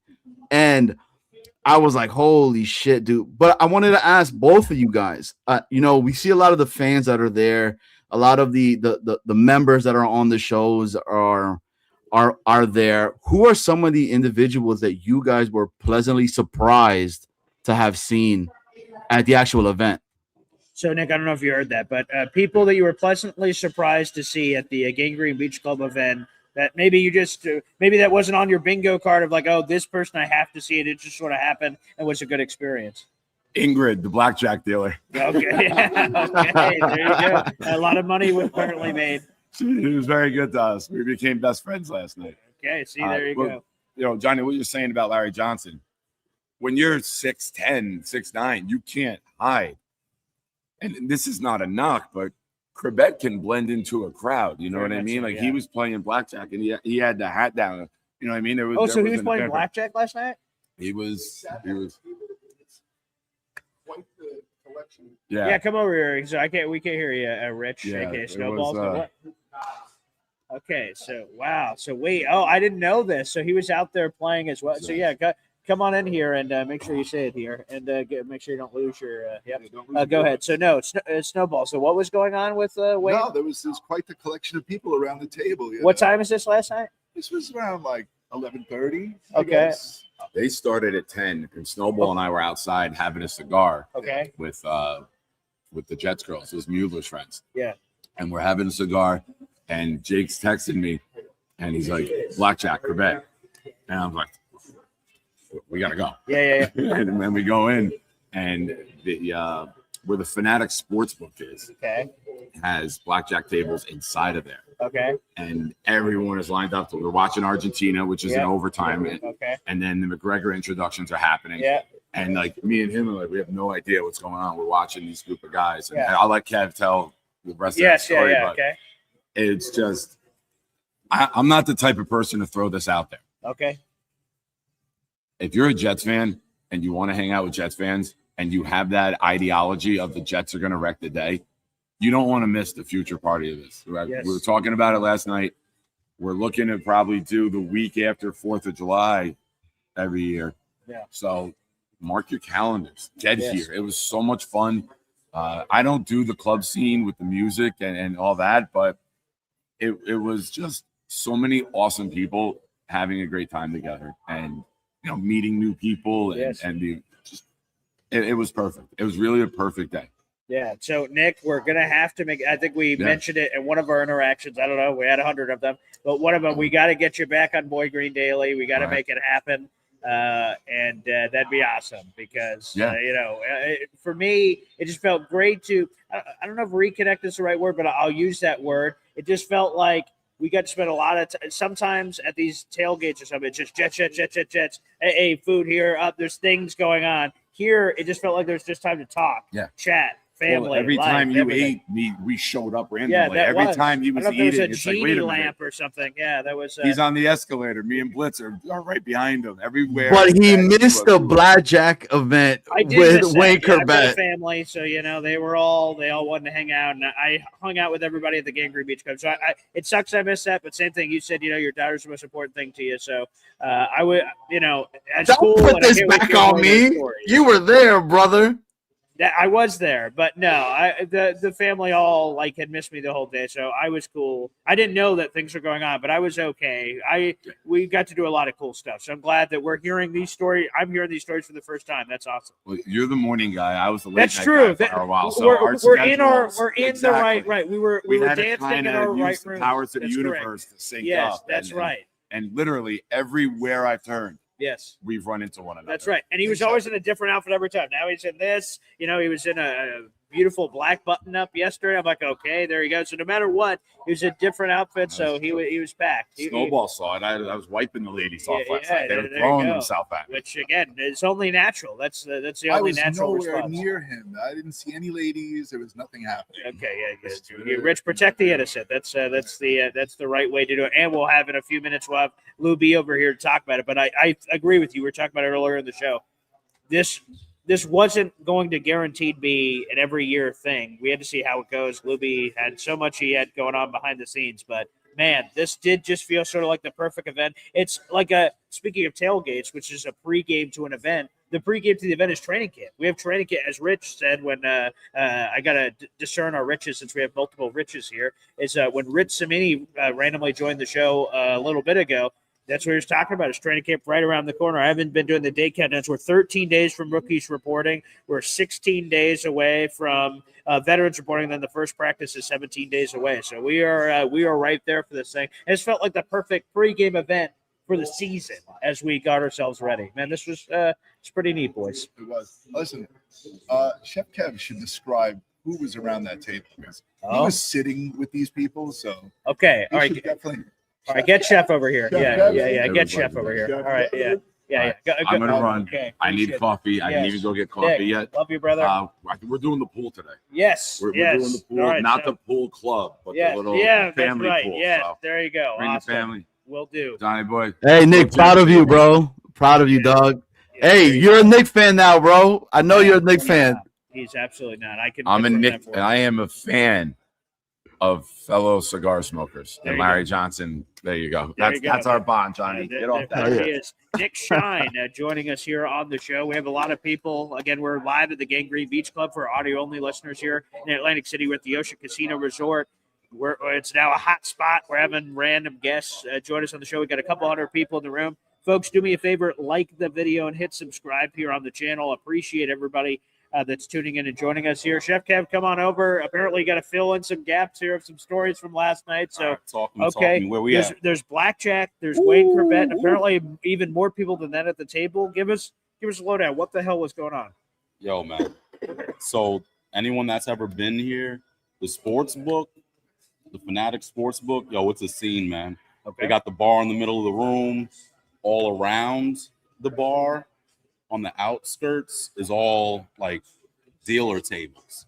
Not just tables where you can sit there, eat food, and drink. Nah, straight up blackjack, all kinds of tables. So it's not like you can just reserve something and chill out. Like you got to sit down and spend some bread.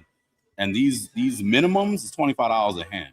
Oh, damn. All right, we're not doing $5, $10, $15. Nah, it's $25 hands or whatever. And if you splitting, double downs, the money piles up quickly. BG, we would have been out of this one. Goes the other way, pretty quickly. So, I stepped away for a sec, but with Wayne, like, I guess fast forward, if from the dealer looking out at everybody, you had Robbie Sabo. Okay. Then to Robbie's right, you have Wayne. To the right of Wayne, you have Jake. To the right of Jake, you got Richie Stickers, Jets Media. Okay. To the right of him, Zach Asman. All right, Jake's little bro. Oh, okay. And then to the right of him is me. Oh my God, what a table! Oh my goodness. So I started off. I got the pressure because I'm the first one going. If I, don't do the right thing, I mess everybody up, and then everybody's looking at me like, "Damn, Chef, what the hell's going on?" Yeah. What's that? So you hitting the little tap, right, or the cut it and all that. Let's go, baby. Wow. But man, listen, like, and I'm just there, man, as a all right, I'm gambling, but I'm looking around too. It's late night too. We got the Argentina game going on. The UFC stuff's going on. The place is packed. Packed, and I'm at a table, with like that, man. So I got to make sure I'm right because I'm, spending my, like what you like to say, shekels. Yep. So I got to be in the right mind state. And like, boom, I'm starting to. I'm like, I'm okay right now. I'm okay. I'm winning some, losing some, but I'm not like in a hole. And then Wayne's talking to me. He's like, yo, Chef, hands me a bunch of fives, like a stack of fives or whatever. He was like, yo, add 2 of these to every bet of yours. I'm like, huh? He was like, do it. I said, yes, Mr. Third Down. And yo, boom. All right, now I'm starting to hit. I'm hitting more. I'm winning more or whatever. So now my pile's starting to like, yo, it's starting to, look nice, man. Yeah. So now I'm like, I'm feeling juiced up. And then Wayne's looking over at me. He's like, yo, bet more. Chef, bet more. I'm like, yo, I'm like, Wayne is telling me, yo, I'm here. He already gave me a little bit of bread, to kind of like push me along a little bit. I know the game. I know how to play. Yo, when Wayne's talking to you, yo, you listen, man. Yeah, he's Wayne bleeping Corbett, for God's sakes. Jesus, wow. And yo, he's calling me chef. I'm like, yeah, let's go. I'm like, damn, all right, yo, I'm all juiced up.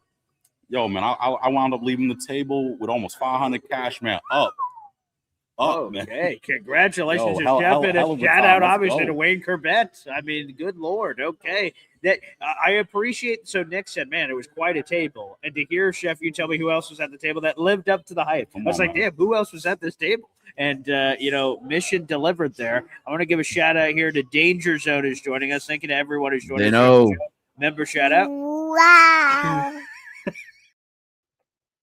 Hit the like for Boy Green here with our Beads Ground. That's right. We got everybody over here. It's, again, I'm looking at Nick Shine. We've got Snowball. We've got Lou B. Obviously, we got Chef Kevin Goodwin on the show. A while ago, we had Rich Samini. It's been awesome. Man, what an event. Yo, and Chef. like I said, when we have Lou B over there, we'll definitely talk about this being an annual event. He can recap some of that. So thank you, Danger Zone, for the kind words. Go ahead, Johnny boy. Yo, that story right there that you were on a table with, Mr. Third Down, and he's like, yo, I'm gonna give you some bread. I need you to go ahead and make another loaf because we need to get this rocket. And you're like, yes, sir. It's an amazing story. Mr. Third Down. That's what you got to call it. Amen. Oh, yo, my God. it's an amazing story that I know that maybe he's not gonna hit you right now, but like when you're going down or later on, you'd be like, yo, did that just happen? I was on a fucking table with Wayne Corbett playing some blackjack. Dude, for 2 hours. Yeah. 2 hours. Yeah. So what time was it when you guys? So when you're like, oh damn, look at all this money, this is great, and you're walking away. What time is it at night? Is it because you said I heard you over there when Nick was telling the story? He said last night. We're like technically this morning. This morning. So what was it? Midnight, 1 a.m. I think like a little after 1.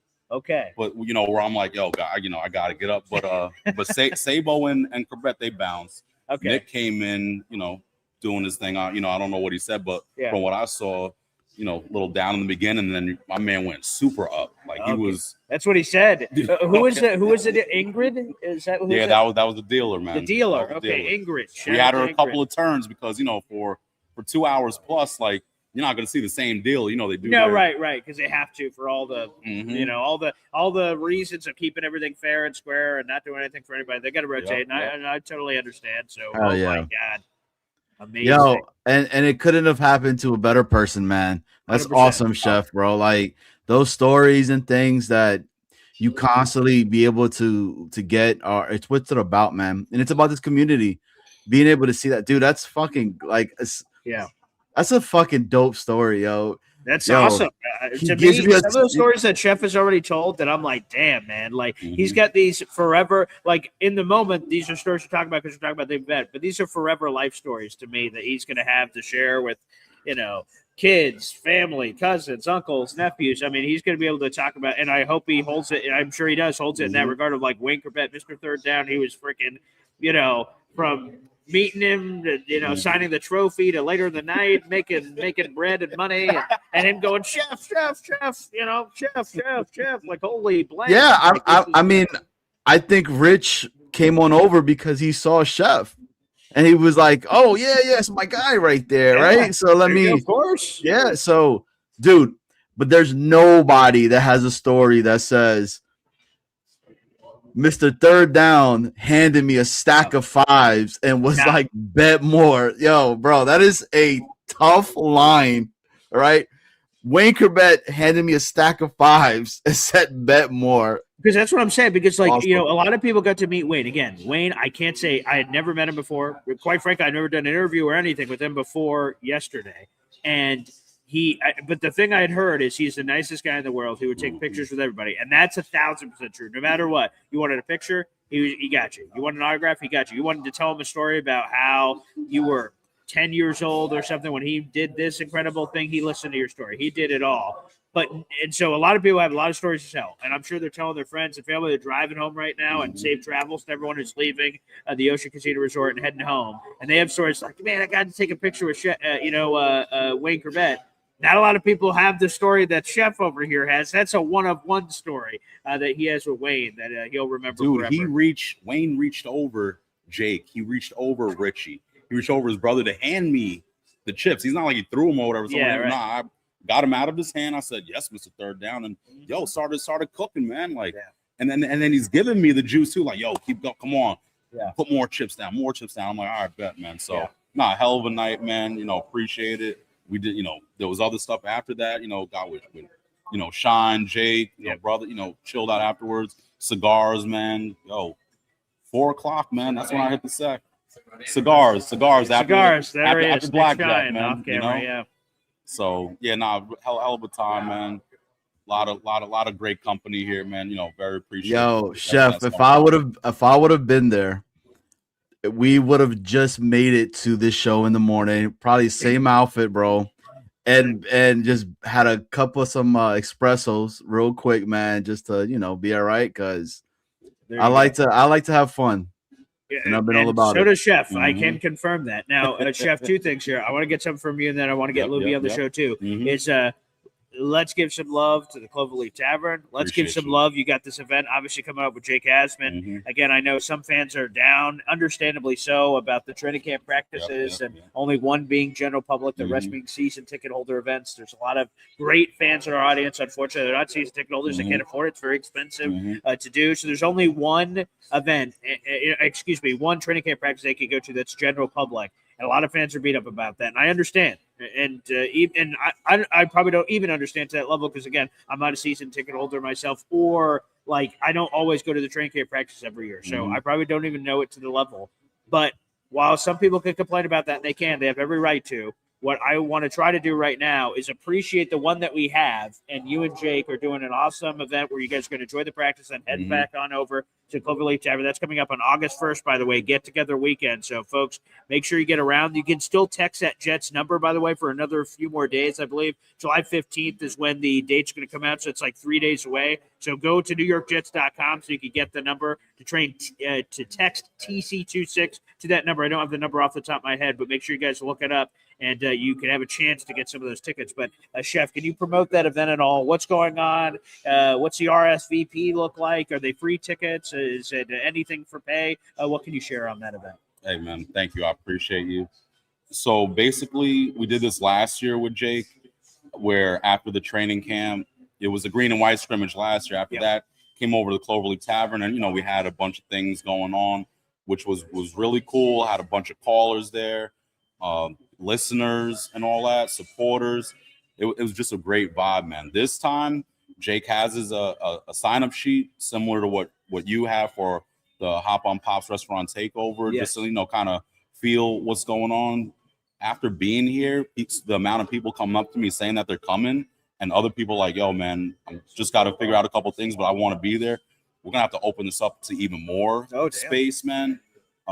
We have the menu. We have, a couple of things going on. Jake will, release that pretty soon. Okay. But we're definitely thankful for what's going on, but also at the same time, like, a little frustrated. Great word, man. Because I'm somebody that appreciates going to these practices. Sure, man. During the summer, it's tradition kind of thing, and for somebody like myself, where the Jets season ticket front office people, they were cool with me leaving.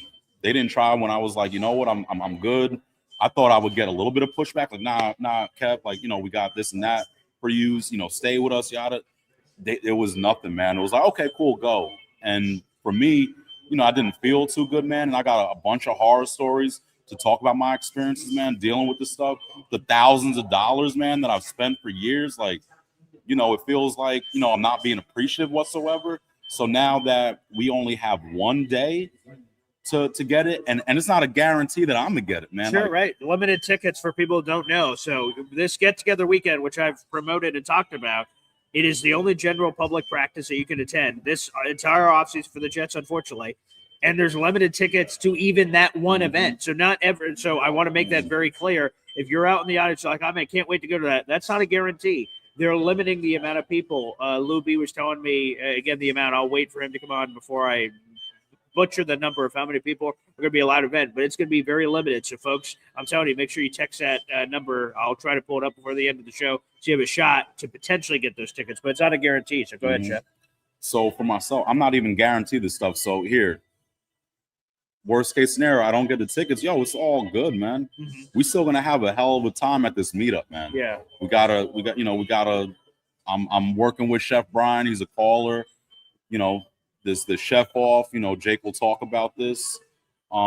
We have different menu items, based off of some callers. It's gonna be a really cool event, man. So BG, I appreciate letting me talk about it. Yes. It's gonna be such a great time, man. The vibes are there. If you can't get the tickets to the training camp, all good. Meet at the Cloverleaf Tavern around 11:15, man. We're gonna have a great time. Believe that. Okay, well that's awesome. And look at these guys. We have Nick Shine, we have Snowball, and Lou B, Super Jets fan. There are some older folks that are needing some assistance moving. So, sometimes people have the I don't know what they're called, but little moped scooter things that help people sort of move along. Unfortunately, and there's a few that are broken. And Lou B is personally, escorting this woman he's pushing her and trying to help. Yeah, the battery died for this, mobile thing for these older people, and he's helping push it to get her to where she needs to go. Look at that. Look at that selfless act. Lou B is a do-it-all man. He's hosted this event now. It sort of caught, unfortunately, this grandmother, her thing died right in the middle of a hallway. So people are like, geez, it's causing like a ruckus. It's causing a disruption in flow. And Lou B's like, it doesn't matter. And goes through it. So there you go. I'm trying to help the lady. I was trying to get the beeping. Oh, there you go. He's like, the beeping's annoying. Nick Shine said he wasn't trying to help her at all. He was just trying to get the beeping to stop. So I appreciate the honesty there from Nick Shine on that. That's awesome. There you go. Trying to help that out. Appreciate that. I thought you were just backing it up, Boy Green. That could have been possible. So yeah, let's get Lou B over here. So Lou B, you're a do-it-all man over here, helping old women and everything else out. The battery went dead in the unfortunately, machine. We gotta find a plug. Yeah, okay. So hopefully we can do that. So Lou B, Nick Shine has been talking about it before, but you're the official man for this. You said that you would not make this an every year event, so you saw how the hell the event went. It went great. There's no question. We had 287 Jet fans check in. Yes. So it went great. And we're just going to see the dates and everything on it. But most likely, yes, we're going to do it next year. Tremendous. But we just have to go through the whole thing. But it definitely worked. Yeah, because a lot of fans that have been commenting so far have been having FOMO, saying, damn, I need to go to the next one because I missed out on this one. The event worked as an event. It definitely worked. Yes. As far as a Jet fan, I think it worked even more. Of course, what I mean? Because people had a great time, and Wayne was the star of the show. Clearly. And he was like, I know. You were about to tap me. I was. Wayne. I'm like, he's right here. Yeah. And I'm sorry it was delayed, but I was like waiting to explain to him how great your show was. Oh, yes. Every morning I watch it at 7:30. I told multiple people that yesterday. Thank you. But every morning I watch at 7:30 and spoke to Wayne, spoke to Rich, told Rich that as well, how great your show is in the morning and everything. Rich just dropped by. Yeah, I saw him. I was watching from upstairs. Okay. I was watching from upstairs, but appreciate everyone that made the trip out here. Yes, sir. And for anyone that didn't make the trip, we're going to continue to do more events. These events are getting better and better. We're organized. We're getting because I have a special skill set to do events. Clearly, I mean, obviously, for 30 years, I'm good at it. Yeah, it's like chef cook. I was telling, it's like chef cooking, right? Yeah, he's good at that. I'm good at this. So let's keep on going with these events. Yes. And speaking of those events real quick, you're a part of this as well with Chef and Jake Esden for the get-together weekend. Okay, that's why I wanted to make sure we got a chance to promote anything. Yeah, that. And then I think Green Bean was talking about a Coney Island event, too. That he wants everyone to ride the Cyclone. Great. So that's a whole nother story. Oh, geez. Okay. So we're looking into that this week. Came up to while we were doing the fireworks, and he's like, let's ride the Cyclone. And I'm like, okay. Jesus. You will not say no to events, it sounds like. Except Johnny Boy. Anything Johnny Boy wants to do, I don't want to do anymore. That's a good point. I saw his take about all of a sudden his new favorite player. Yes, right. That's what I'm saying. I heard him give you that spiel to get the Curtis Martin 100%. Thank you. The lies continue. That's Johnny Boy's unbelievable. lies That's continue. Sick, but thank you for coming. Hey, Lou, I have to say this, man. Like from the moment that we met, it was like family, bro. It was like you were like an individual that I've known my entire life, and I think you and I said that Likewise, right. absolutely. And for everybody in the audience, for everybody who's watching this stuff, like what Lou B does and the way he just is bringing everybody together, you know, you don't get enough applause for that, bro, because we got to give you your flowers. I am We can't somebody. give him enough flowers. And I want to repeat that. Everyone that's come on the show so far is giving a shout out to Lou B. We said at the beginning of the show, but that's still not enough for obviously what he's done. I don't do it for those reasons. If anyone knows, I don't. Like, I like to do things for people I care about. And if you just help that old lady over there, for God's sakes. I'm like that. But if you wear green and white, it's special to me. We got to charge her up. Did you find her a plug? Do we get a charger? She's plugged in. I said, we'll get you a new one. Don't worry. She goes, this is mine. I'm like, oh, Jesus. All right. Well, we got to fix it. But I appreciate you saying that, Johnny boy. But what we're going to continue to do, I'm on a mission. My mission is to start to really organize the Jets fandom as far as event-wise. Yeah, you're our maestro now. Yeah. That's what I can do, right? Yes. And I'm just trying to prove it to everyone, including the Jets. And they know they know what we did yesterday. Yeah. Jets are very I wonder aware. if any of those people popped in because you know you saw I don't that think they popped in, but they are very aware of what's Okay. going on. All right, for good. Sure. I mean, this is a I big mean, one for us, Jets. he's the Lou is the architect right now of what's happening up in Nashville. Bro, Yes, it is really, it is truly about to be a complete green and white takeover in Nashville, man. Awesome.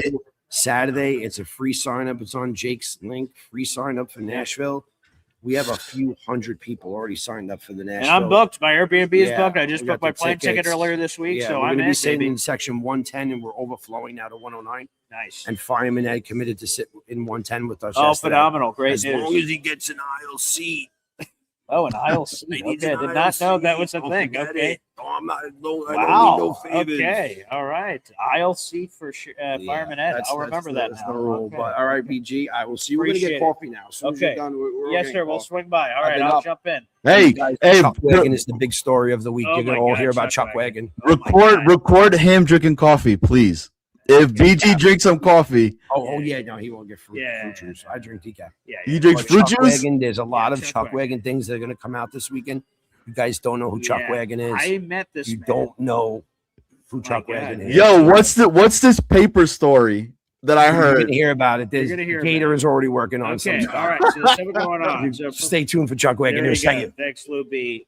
Jumping in here. So yes, I never had met Chuck Wagon before this weekend, and to be honest, he even fell asleep a few times, and I don't know how it's possible.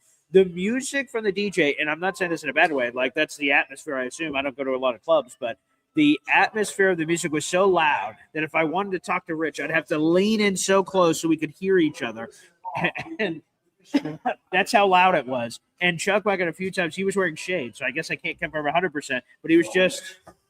I'm like, is this mother blanker asleep in the middle of a DJ music and everything blasting? I'm like, how is that even possible? So he must have had a crazy night the night before, I guess. But shout out to Chuck Wagon and with shout the out to DJ. everyone who's watching the show. Yes. With the DJ playing, right? Yes. I know there was a big thing about having a lot of the different theme songs that were going to Sure. be playing. Did you guys hear? Okay, Nick Shine said they played his Blitz BK mix of. If I'm going to be honest, if he played Boy Green Daily or Mr. Van Fulton or anything, I have no idea. My brain exploded, so I have no idea. Like I heard that there was music going on and people were dancing, but whatever the music was, I can't remember. I could remember a random song, sort of like again. I cannot. Thank you, microphone. That somehow there's music blaring right now in this hotel room as background noise, I guess, for people walking around. And I was afraid with this microphone, oh my God, we're going to hear that on every show. But I've done a show yesterday and today. I've heard no complaints about it. Like we could barely hear you guys, the music or something. So thank you, microphone, that somehow that's not picking up whatever that is. But no, I have no idea. If they played Boy Green Daily, if they did, cool. Thank you, DJ Gina Turner and anyone else who was playing music over there. That's awesome. But I did not notice it. So if the Jets Worldwide theme song played or anything else, I have no earthly idea. There were Johnny Boy. There were technical difficulties with the DJ's phone, so Yeah. being hooked up to the audio system and stuff. Uh-huh. So No, the Jets Worldwide theme song did not play last night. The Boy Green one did not play yesterday. Okay. So those did not make it. So didn't make the cut. You That's know what? right. Next year, the revamped Yes. Jets Worldwide and Boy Green Oh, Day. there you go. You know what? Those songs will play next year. Great, perfect. And it will, I know they do it at the tailgate. So when we have Jets Browns coming up week 5, Sunday, October 11th, I know Gina has played in that, like it's you're not even paying attention. All of a sudden, wait a second, is that Boy Green Daily playing? What the hell? So yeah, and Hap and Easy are supposed to be there playing music, so it should be an awesome time. Yeah. I imagine if I keep doing the show, people are going to keep coming by. Oh, hey, and it's going to be awesome. But I know everyone's going to be doing some breakfast things, so I got to figure out what the hell I'm doing here. So with the checkout coming up, so Johnny Boy, thank you from the lovely confines of your home, jumping in on the show. This was awesome.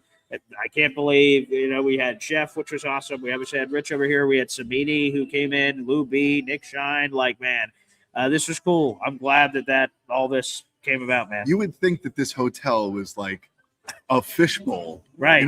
With all the people who have actually like come onto the show today, this right? is tucked away in I believe it's at 640 square, exactly right, yeah, square feet. 40,000 square feet of space. Right. So I'm surprised that again, to the point of like he said, did Rich just walk by? And I'm like, I don't know. I didn't see. And it's a flash unless someone looks and notices. A few people, like random people, have been like, oh, someone's randomly doing a podcast or something over there, maybe.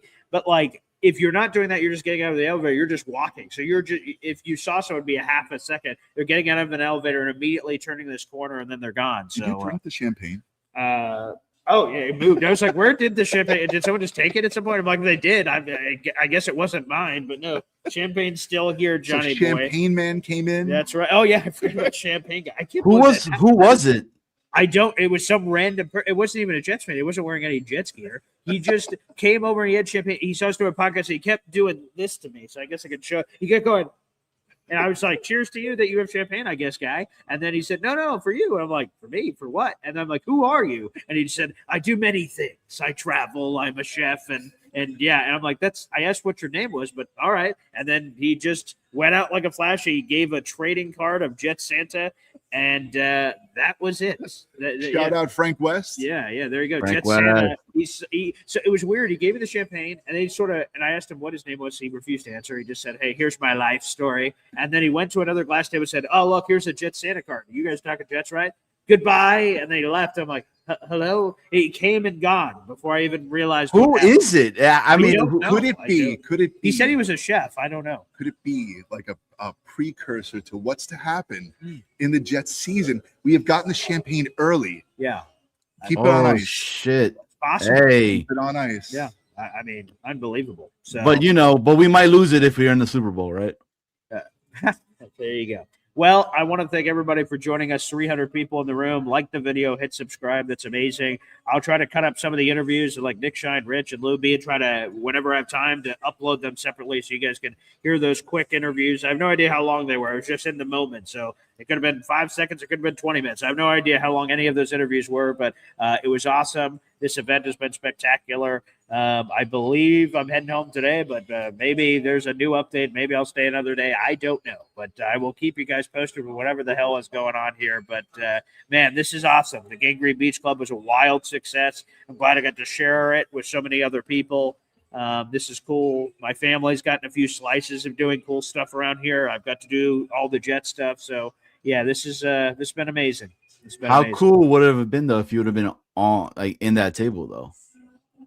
At the table. So here's the thing. I'm a Texas Hold'em guy. So I know Blackjack 21. Yep. I figured out the rules of that. I've played it randomly. So no, I probably, if I would have been down here, I would have just been over, if they allow that sort of thing here, I just would have been over someone's shoulder, like watching the game and seeing who's winning. And, when people are jumping up for winning money, I'd be celebrating with them, but I probably wouldn't have been at the table playing unless we were playing Texas Hold'em, some World Series of Poker somewhere. All right, there I could get in and make some bad decisions with my kids' college education. But no, besides that, I wouldn't have been in. But good for them. I'm glad they enjoyed it. So Johnny Boy, thank you, pal. Thank you to Snowball. We got Chef Kevin Gilbert off screen, and Nick Shine and Lou B's out there somewhere coffee, I'm sure. So Johnny Boy, Hey, can we get a Boy Green Daily JETS Jets chant with all the boys real quick? I think you should. We're unavailable. The only one who's available to come on over is Chef. And I don't know how loud we can do this. Chef.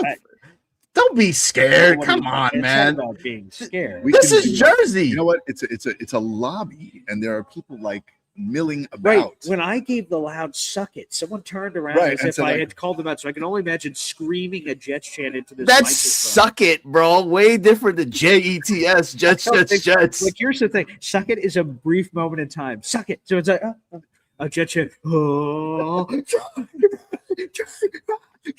Can we do an ASMR? Yeah, right. Like, is there a different Chef? You come on over here real quick, and you just let us know whether or not this is appropriate. We'll Chef will do it, bro. Because Chef is the guy, dude. So we have one request before we sign off this show, and the request is from Johnny Boy.